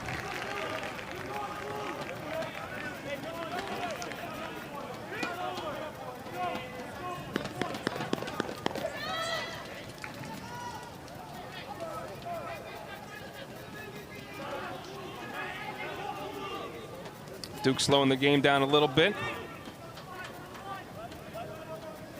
2 other ACC games going on currently. Virginia's now doubled their advantage. They're up 2-0 over the 19th ranked team, Virginia Tech, at home in Charlottesville. Big win that would be for George Gelnematch's crew, who have been struggling. Daniel Mangarov scored first. Albin Gashi puts them up 2-0. The SMU team did beat Virginia Tech at home 2-0, that very same scoreline. The top 25 in general tonight is Chalk's having a little bit of trouble. Clemson went down 1-0. As you mentioned, tied 1-1 with North Carolina. Ohio State's cruising over Michigan, but Marshall losing to James Madison currently. We've got Duke right now leading SMU, Virginia Tech on the bottom side of that conversation, down 2-0 to Virginia. Hard to believe that Virginia team's unranked. They've struggled. They've had some issues, but this would be a huge win that could get them going in the right direction. It's an interesting ball played in low, looking at Kerr trying to connect with Olfert Bjornsson. Olfert translates to Wolf in Icelandic as the little extracurriculars between Lopez and Hott. They call him the Wolf. They go back and forth. David Erbacher now in the mix. 36.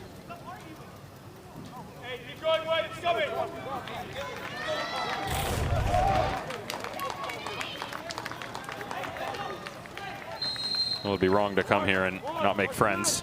Certainly the new addition, SMU to the ACC. Little how do you do? And there's some bodies down behind the play. Come back to that as Pino is still rubbing his head. He's slow to his feet as his Mustangs are charging forward the other way.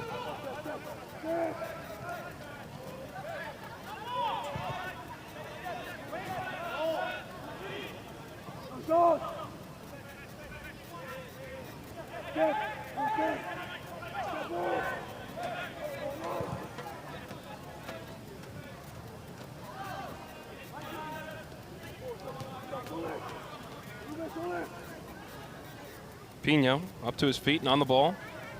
Look at Bjornsson, the striker defending way back.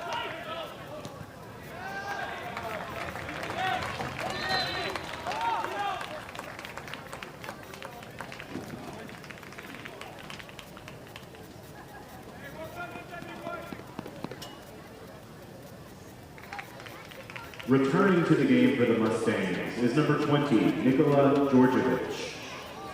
So Djordjevic allowed back in because he was coming off an injury. I'm a little surprised by that. Sometimes if it's a head injury, they can take it a little differently. So work on clarification of that.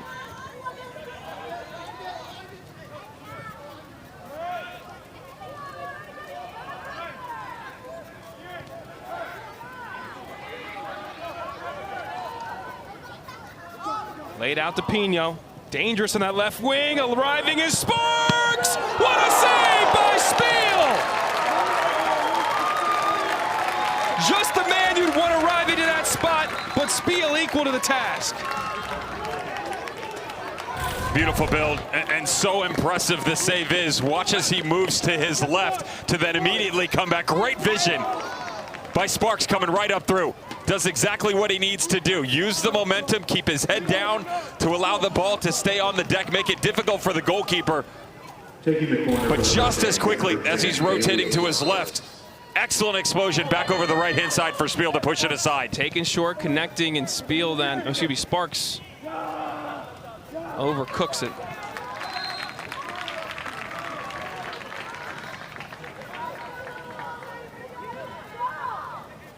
Returning to the game for the Mustangs, number 17. So Jalen Mitchell now checks in for Pino. Pino's day will be done.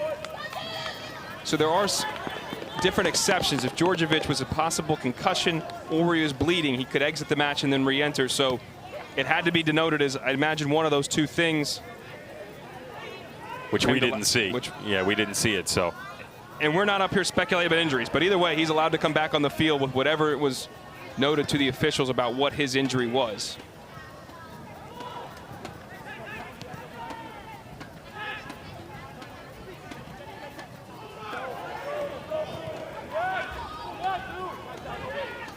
Pleasance out to Cito. Drew Kerr. Stop, squeeze, squeeze.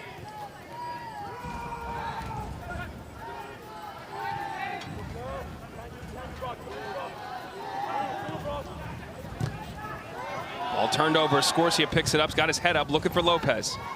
Spiel started to come off his line, then retreated. Jorgensen wins the foot race. In a little bit of trouble. Able to maintain possession and his footwork. I got to tell you, and I mean this in the best of ways, if you would have taken me back 12 calendar months and taken Jorgensen and said, I'm going to drop into the middle of a back three in a year's time, I would have said, you're crazy. He's been incredible back there. What a transformation for that young man. Converted midfielder, sophomore from Norway. Really making his presence felt now in the middle of that center back spot. And the only thing I will add to that is, the reason I say that is because they played him so high, right? It was that 8-10, even sometimes as a false 9 off of. But it does take me back to a conversation we had mid to late last year with John Kerr, and he said, it's a difficult one for me because he's so talented. I got to get him on the field. I just don't know where to do it. Well, it seems like he's found a home. Drew Kerr still carrying it through the midfield. Falls out to Hot. Up, squeeze, squeeze, squeeze.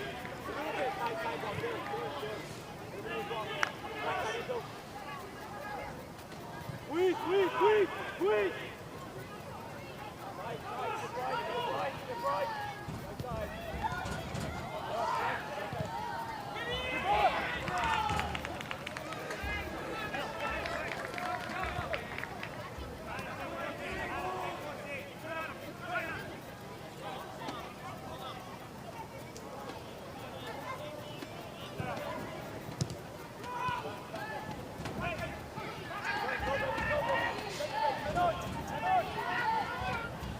Sparks riding a couple challenges, gliding around. Able to get it out to Pinozo. Sparks still down. Erbacher, the official, helps him up, and they keep it going. Mitchell, he is quick on that wing. Flies past Kerr, clips it in. Back to Mitchell. Escorcia. SMU team has been different since the goal. Floated toward the spot. Lopez trying to bring it down. He does. Jorgensen just gets there in time.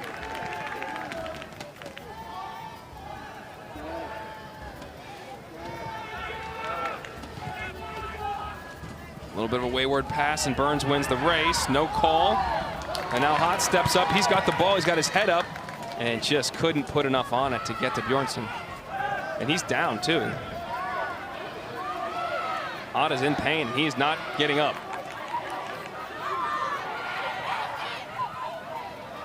He's trying to walk it off, but Mitchell's got the ball.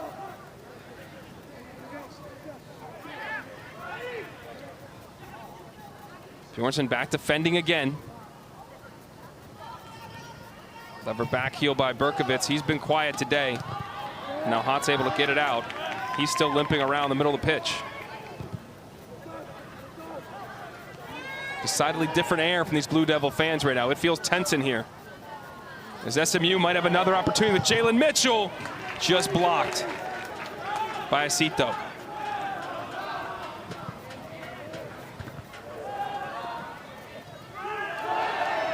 Sparks tackle called clean. Took the ball and Burns.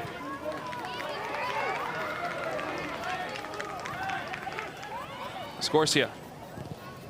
Back to Mitchell. It's been a problem since he's come back on. Skips past Kerr. Delays the cross and out for a corner. I took the last one here short. See what they do this time. And John Kerr is readying some subs. He needs some help. His bodies are down, and Drew Kerr is now sitting in the 18. Trying to stretch.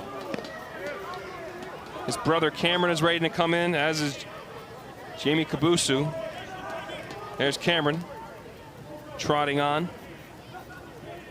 The grad student making his second appearance on the season. He's been dealing with injuries. He comes in for Colton Pleasance. Jamie Kabusu, and number 6, Cam Kerr. Kabusu replaces Kerr. For the Mustangs will be number 10. Kabusu, the freshman from Massachusetts, comes out of the Revs Academy.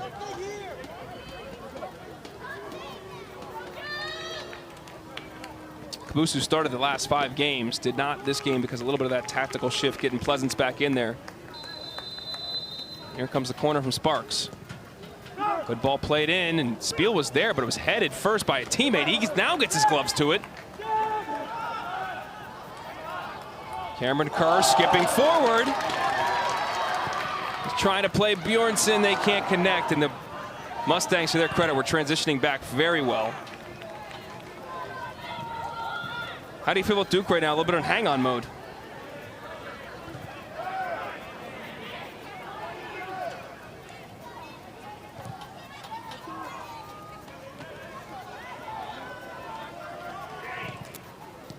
Finds the feet of Mitchell.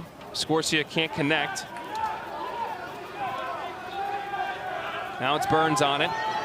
He puts himself in some trouble, able to get out of it. Kabusu now. He's got Luckhurst to his right. Kabusu on the overlap. Back to Luckhurst. Luckhurst gets past Pinozzo.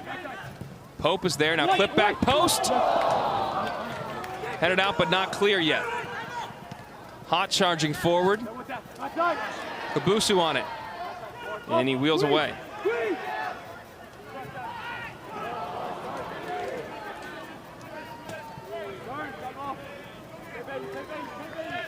It's about energy right now and what the response is going to be for the Duke Blue Devils.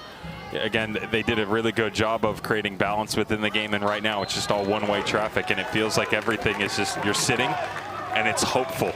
You know, you defend for long periods of time, and you feel like once you're able to pick up the ball down, that all of a sudden you want to release it and go the other way, and you think it's easier on yourself.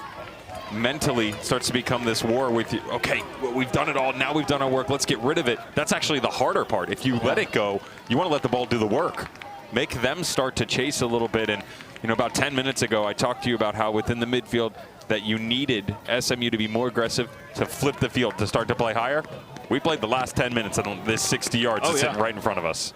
And now Suber's the one that was getting stretched out. Luke Thomas is waiting to check in. See if Suber will stay in the match. He will not, as now he sees his numbers called. So the freshman jogs off. Great job in his first career start, but gives way to a grad student. And Luke Thomas, a 5th-year guy that knows how to see out some games and also been effective in this game to this point. But SMU has really controlled this game. Since that Lopez goal, they have easily been the better side and are knocking on the door trying to equalize here on the road.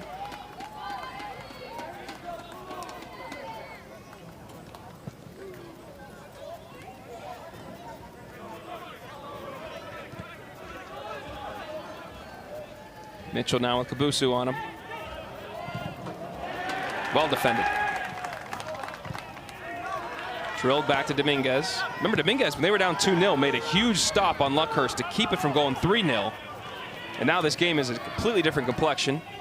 Scorsese outside of the boot pass has not come off. Back to Spiel.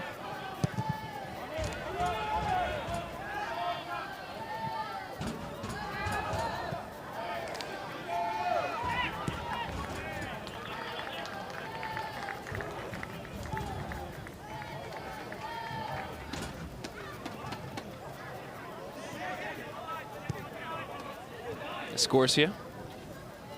Salvo. If they can rotate out here quicker, they're really making Ulfar Bjornsson work. And as we've seen all game long, Enzo Pinozo starting to play high, very similar to what we see out of Masalis and Acito. But if they can make this initial rotation quicker, they're much more aggressive on this left-hand flank with Jalen Mitchell, as it has been for the last 10 minutes. But that's a freshman rotating out here. Has going to be 2v1 situations if you can find this. Oh, Djordjevic just cynically pulled by Thomas. That's an easy yellow. I feel like SMU's taking on a lot of guys and winning a lot of duels right now to create problems. A yellow card has been assessed. Just get around them, right? One way, shape, or form. Play high, play up over the top. Again, put bodies in a more advanced side. But we have said the whole game from the start that Djordjevic, he'll run right at you. And if the option's not there, happy to go solo. And Luckhurst is going to check out.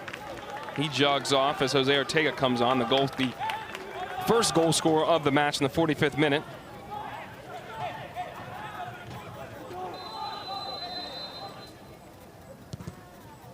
Trying to play into the channel. Thomas read it.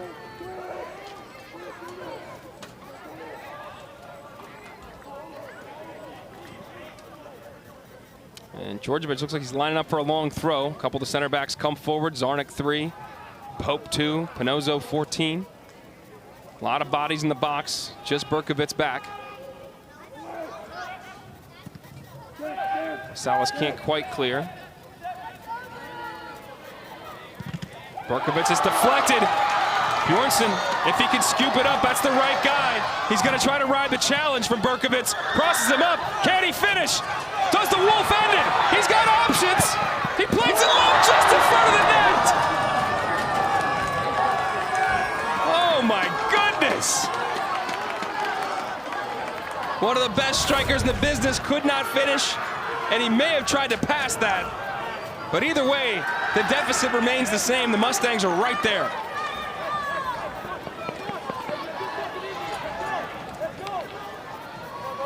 Oh.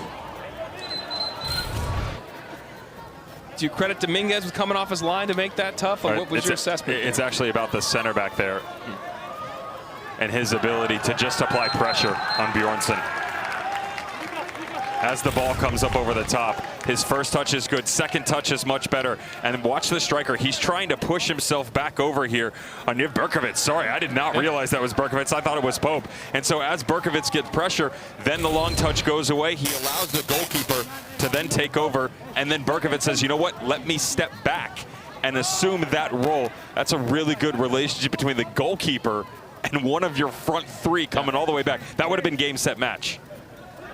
Keeping it tight right now. Now Mustangs will get the ball, and they had the momentum, and they still feel like they do. Again, this building does feel tight right now. The Blue Devils trying to see this thing out, under 7.5 to go.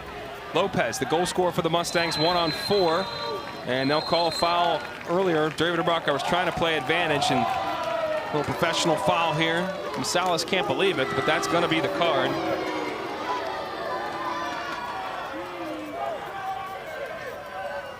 A yellow card has been assessed to Duke number 12. Salas now 2 assists on the match and a yellow. keep going here, keep playing. Again, tempo is everything right now for this SMU team. And I would stick with the level of activity we've seen with up top with Lopez. He's had a really good relationship on this left-hand side with Mitchell. But right here, again, they've created good numbers in the midfield, unbalancing them. Able to get it to Mitchell. Now he's running to DeCito. Low ball. Djordjevic now on it. Trying to get end line, plays it back. Here's an opportunity, 2-2. Escorcia had the goal in Virginia Tech to give them the lead. Has it here in Duke to equalize.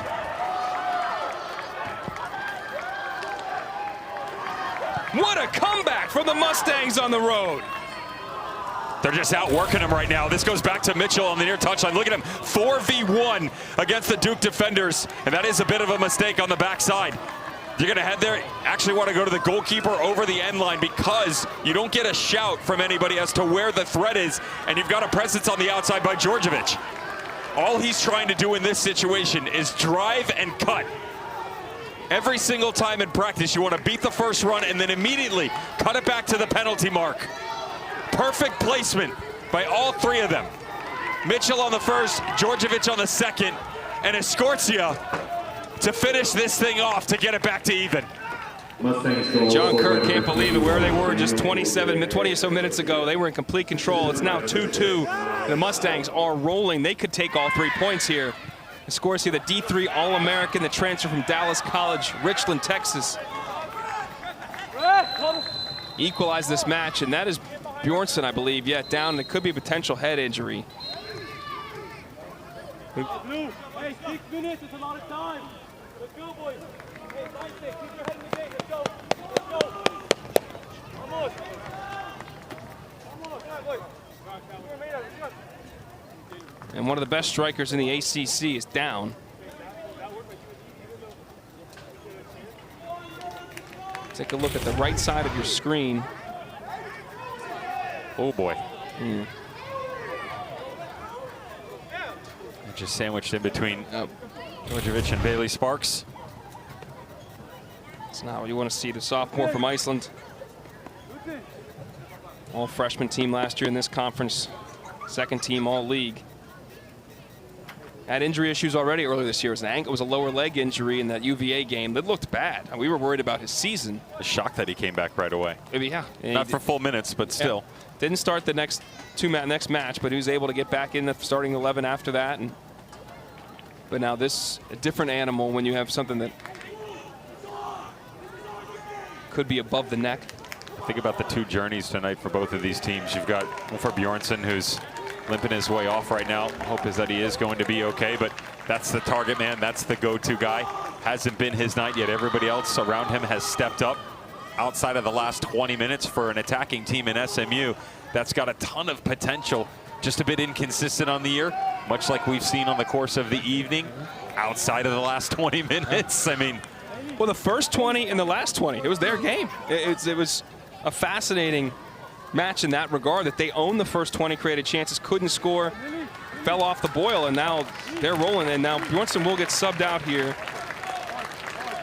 for the moment. Remember, entering the game for the Blue Devils, couldn't come back in just because of it is designated as a head injury. Sol Arbib, the freshman from London, checks in, his 6th appearance on the campaign.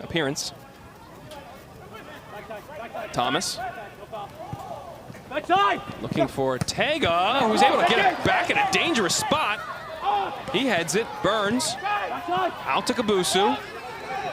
This could be a wild last 6 minutes. He earns a corner. 6th of the match.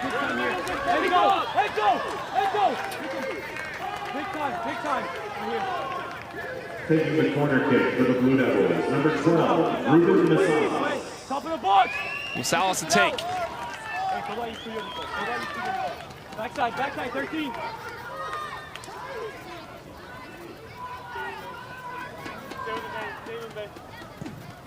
In swinging ball, punch, well done by Dominguez, a lot of contact, and SMU is furious.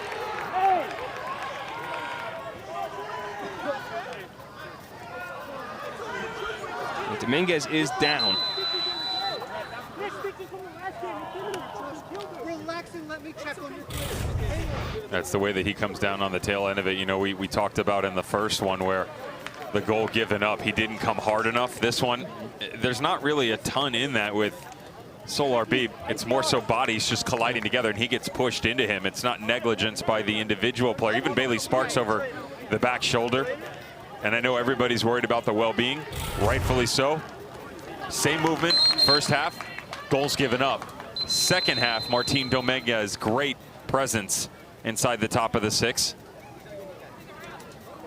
And as Dominguez stays down, David Urbacher is going to take a look again for potential violent contact. I think that's what SMU is advocating for, but I think Urbacher, one of the best officials we have in the game, I'm sure he'll look at it and see kind of what we saw, but we'll find out about that in just a minute.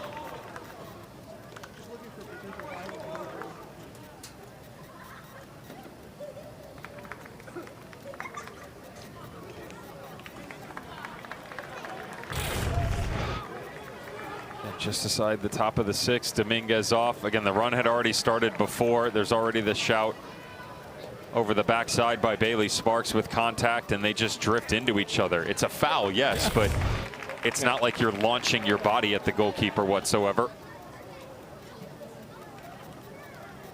And nothing above, no elbow, no contact above the shoulders. I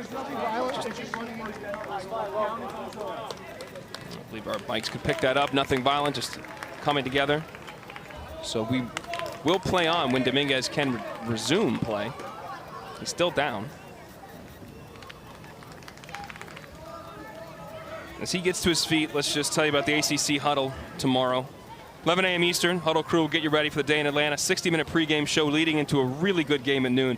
3-1 Virginia, 4-1 BC. Get things going in Charlottesville. They got halftime shows, pre and post game shows throughout the day. Back at 6:30, wrap up the afternoon with highlights and analysis, and get you set for the big-time nighttime game. This 5-0-8 Duke team going on the road against a good Georgia Tech team. After the game, stay right here on ACC Network. Full post game show and wrap up of the day.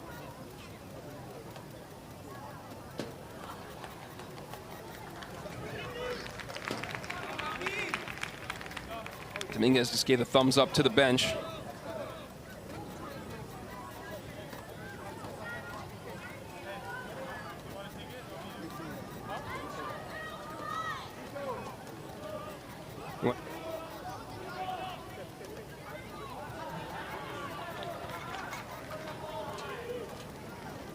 So as we're getting ready to get into action here, Stanford NC State will kick off at about 20 minutes out on the West Coast. Wolfpack taking on the number 2 team in the country.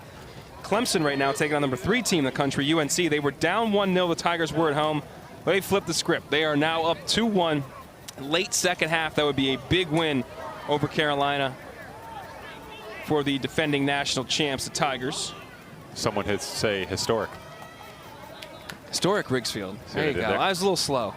We're getting late in the night, apparently. My brain's not quite. It's the injury delay. Got a little quiet. It got to take care of the player. Well, you do, but let's be a little bit serious about this. Beyond the injury, he's okay and he's up. He's looks like he's struggling a bit, but the energy of the game, like the air has been taken out a little bit. Well, this surge of impact from SMU that we've seen has really been what we've seen for Duke for the majority of the game. Really, minute 20 to be fair until probably about minute 60. Controlled everything. They were up tempo. They were playing direct. They were playing tactful. They would go side to side. They created a little bit of everything, and then it almost felt like, okay, we're up 2. We were mid-praising them about how different they looked than the team we saw a month ago, which it's still true, but Lopez, great moment, goal, and the whole game is different. Great job by SMU to really turn this thing around, though. Thomas now trying to make that run down the left wing. Masalis does keep it in, but turns it. Now Scorsia getting past Jorgensen. Jorgensen struggling with this, the little Colombian. And he draws the foul. Well done. ACC fans know the Dallas College of Richland and what kind of transfer activity they've had here. Luigi Baselli from that Syracuse National Championship team was a D3, was an All-American there as well. Just like a Scorsia who got the equalizer in this game and draws the foul there. they've created some good separation on some of these balls into the back post. I've got my eye on bottom left side of the screen right now. Pinozo, he's done excellent and just occupying some of this space to free up some moments in the box. Sparks. Mitchell, oh, he did bring it down. He is quick. He is. The sub for the Kabusu has helped him a little bit, but I mean, he is really quick on the ball.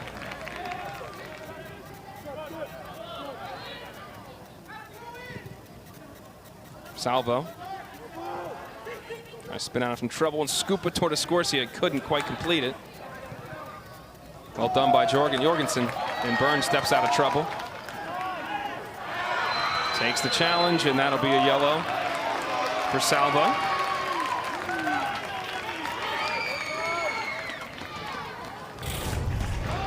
And from behind, always. He's had himself a game, by the way. Really liked what Trevor Burns has brought to this disruptor in the midfield next to Cannon Hot. Kind of one of those workhorses that always, regularly I should say, given the praise for all the metrics put in. Under 3 minutes here at Koskinen Stadium. Is there late drama? Duke was up 2-0. SMU equalized with 2 goals in quick succession. You're right. Go right. Go left. On it. Squeeze. Acito. Jorgensen now. Uh-oh. Don't want to lose it in the wrong place. Sparks able to get it to Escorcia. Good ball. Lopez on the run in the channel.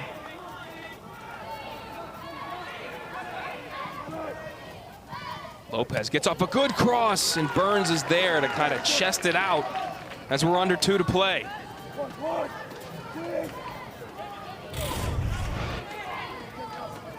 Taking the corner. Just a little bit tighter down the stretch here. Lopez has closed this game out quite nicely. Forgotten a bit, given how many opportunities they had in the opening 20 minutes and how quality the back 3 have been, but very active here in the second half. Low ball doesn't beat the first man. Masalis heads it down. Burns in a foot race, and wow, that's blatant from Berkovitz. Yeah, that's going to be an easy card.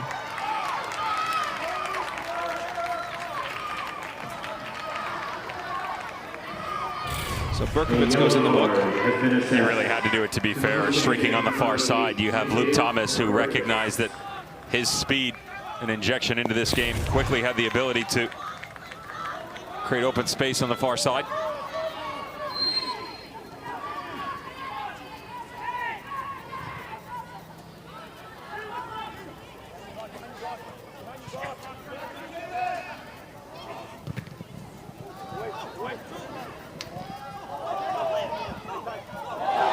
Opportunity here, Arbib. He got a shot off. Kerr clips it in. They got a chance. Arbib off the post. The sub for Bjornsson. 1 minute remaining. Almost the hero, but it's not over yet. And they're going to call a foul, and they're going to have a chance at the edge of the box. A high boot there on Hot, and there'll be a yellow assessed because of it. To Escorcia. Escorcia's 6th yellow card of the season. He already served a suspension a few games ago. That's just difficult here from Solar Beat. He's got that tall frame of his, and on the second one that comes back across, notice how quickly he recognizes he's got to drop himself off. Does a good job to come back up high. He's beating it instead of just timing a little bit sooner. It's difficult because he's backtracking in order to be able to get that timing perfectly. And it is a foul. Studs up, coming right back through. Cannon Hot. It's difficult. I love this distance, though, because we talked about it earlier in the first half on a chance by Bailey Sparks. You've got the ability to move the wall here placement-wise, but because of the distance, you can also go with a ton of power. Hot and Masalis are over. Masalis has got 2 assists on the day. Could he make it a career day and add a goal? We'll see who takes it. It is Masalis. Low-driven ball into the wall. Back to Hot. He goes down, will not get a call. Djordjevic now sprinting out. He's got Mitchell to the left. He can motor. Mitchell with 2 defenders there. He wants to cut back to his right. Does, shoots it. Smale the save. Djordjevic is down. Bodies are everywhere. We got 30 seconds left. Escorcia stepping into space. Low ball driven. Smale again. 20 seconds left. Duke trying to break out. They can't. Mustangs, nice little back heel, but read well by Masalis. 12 seconds. Is there some kind of crazy ending? Burns lays it off. 7. Played forward. Arbib. He's got to hit it. He does. What an ending. And bodies just fall on the pitch. All over the place. These two teams have completely laid it out tonight. All ends even.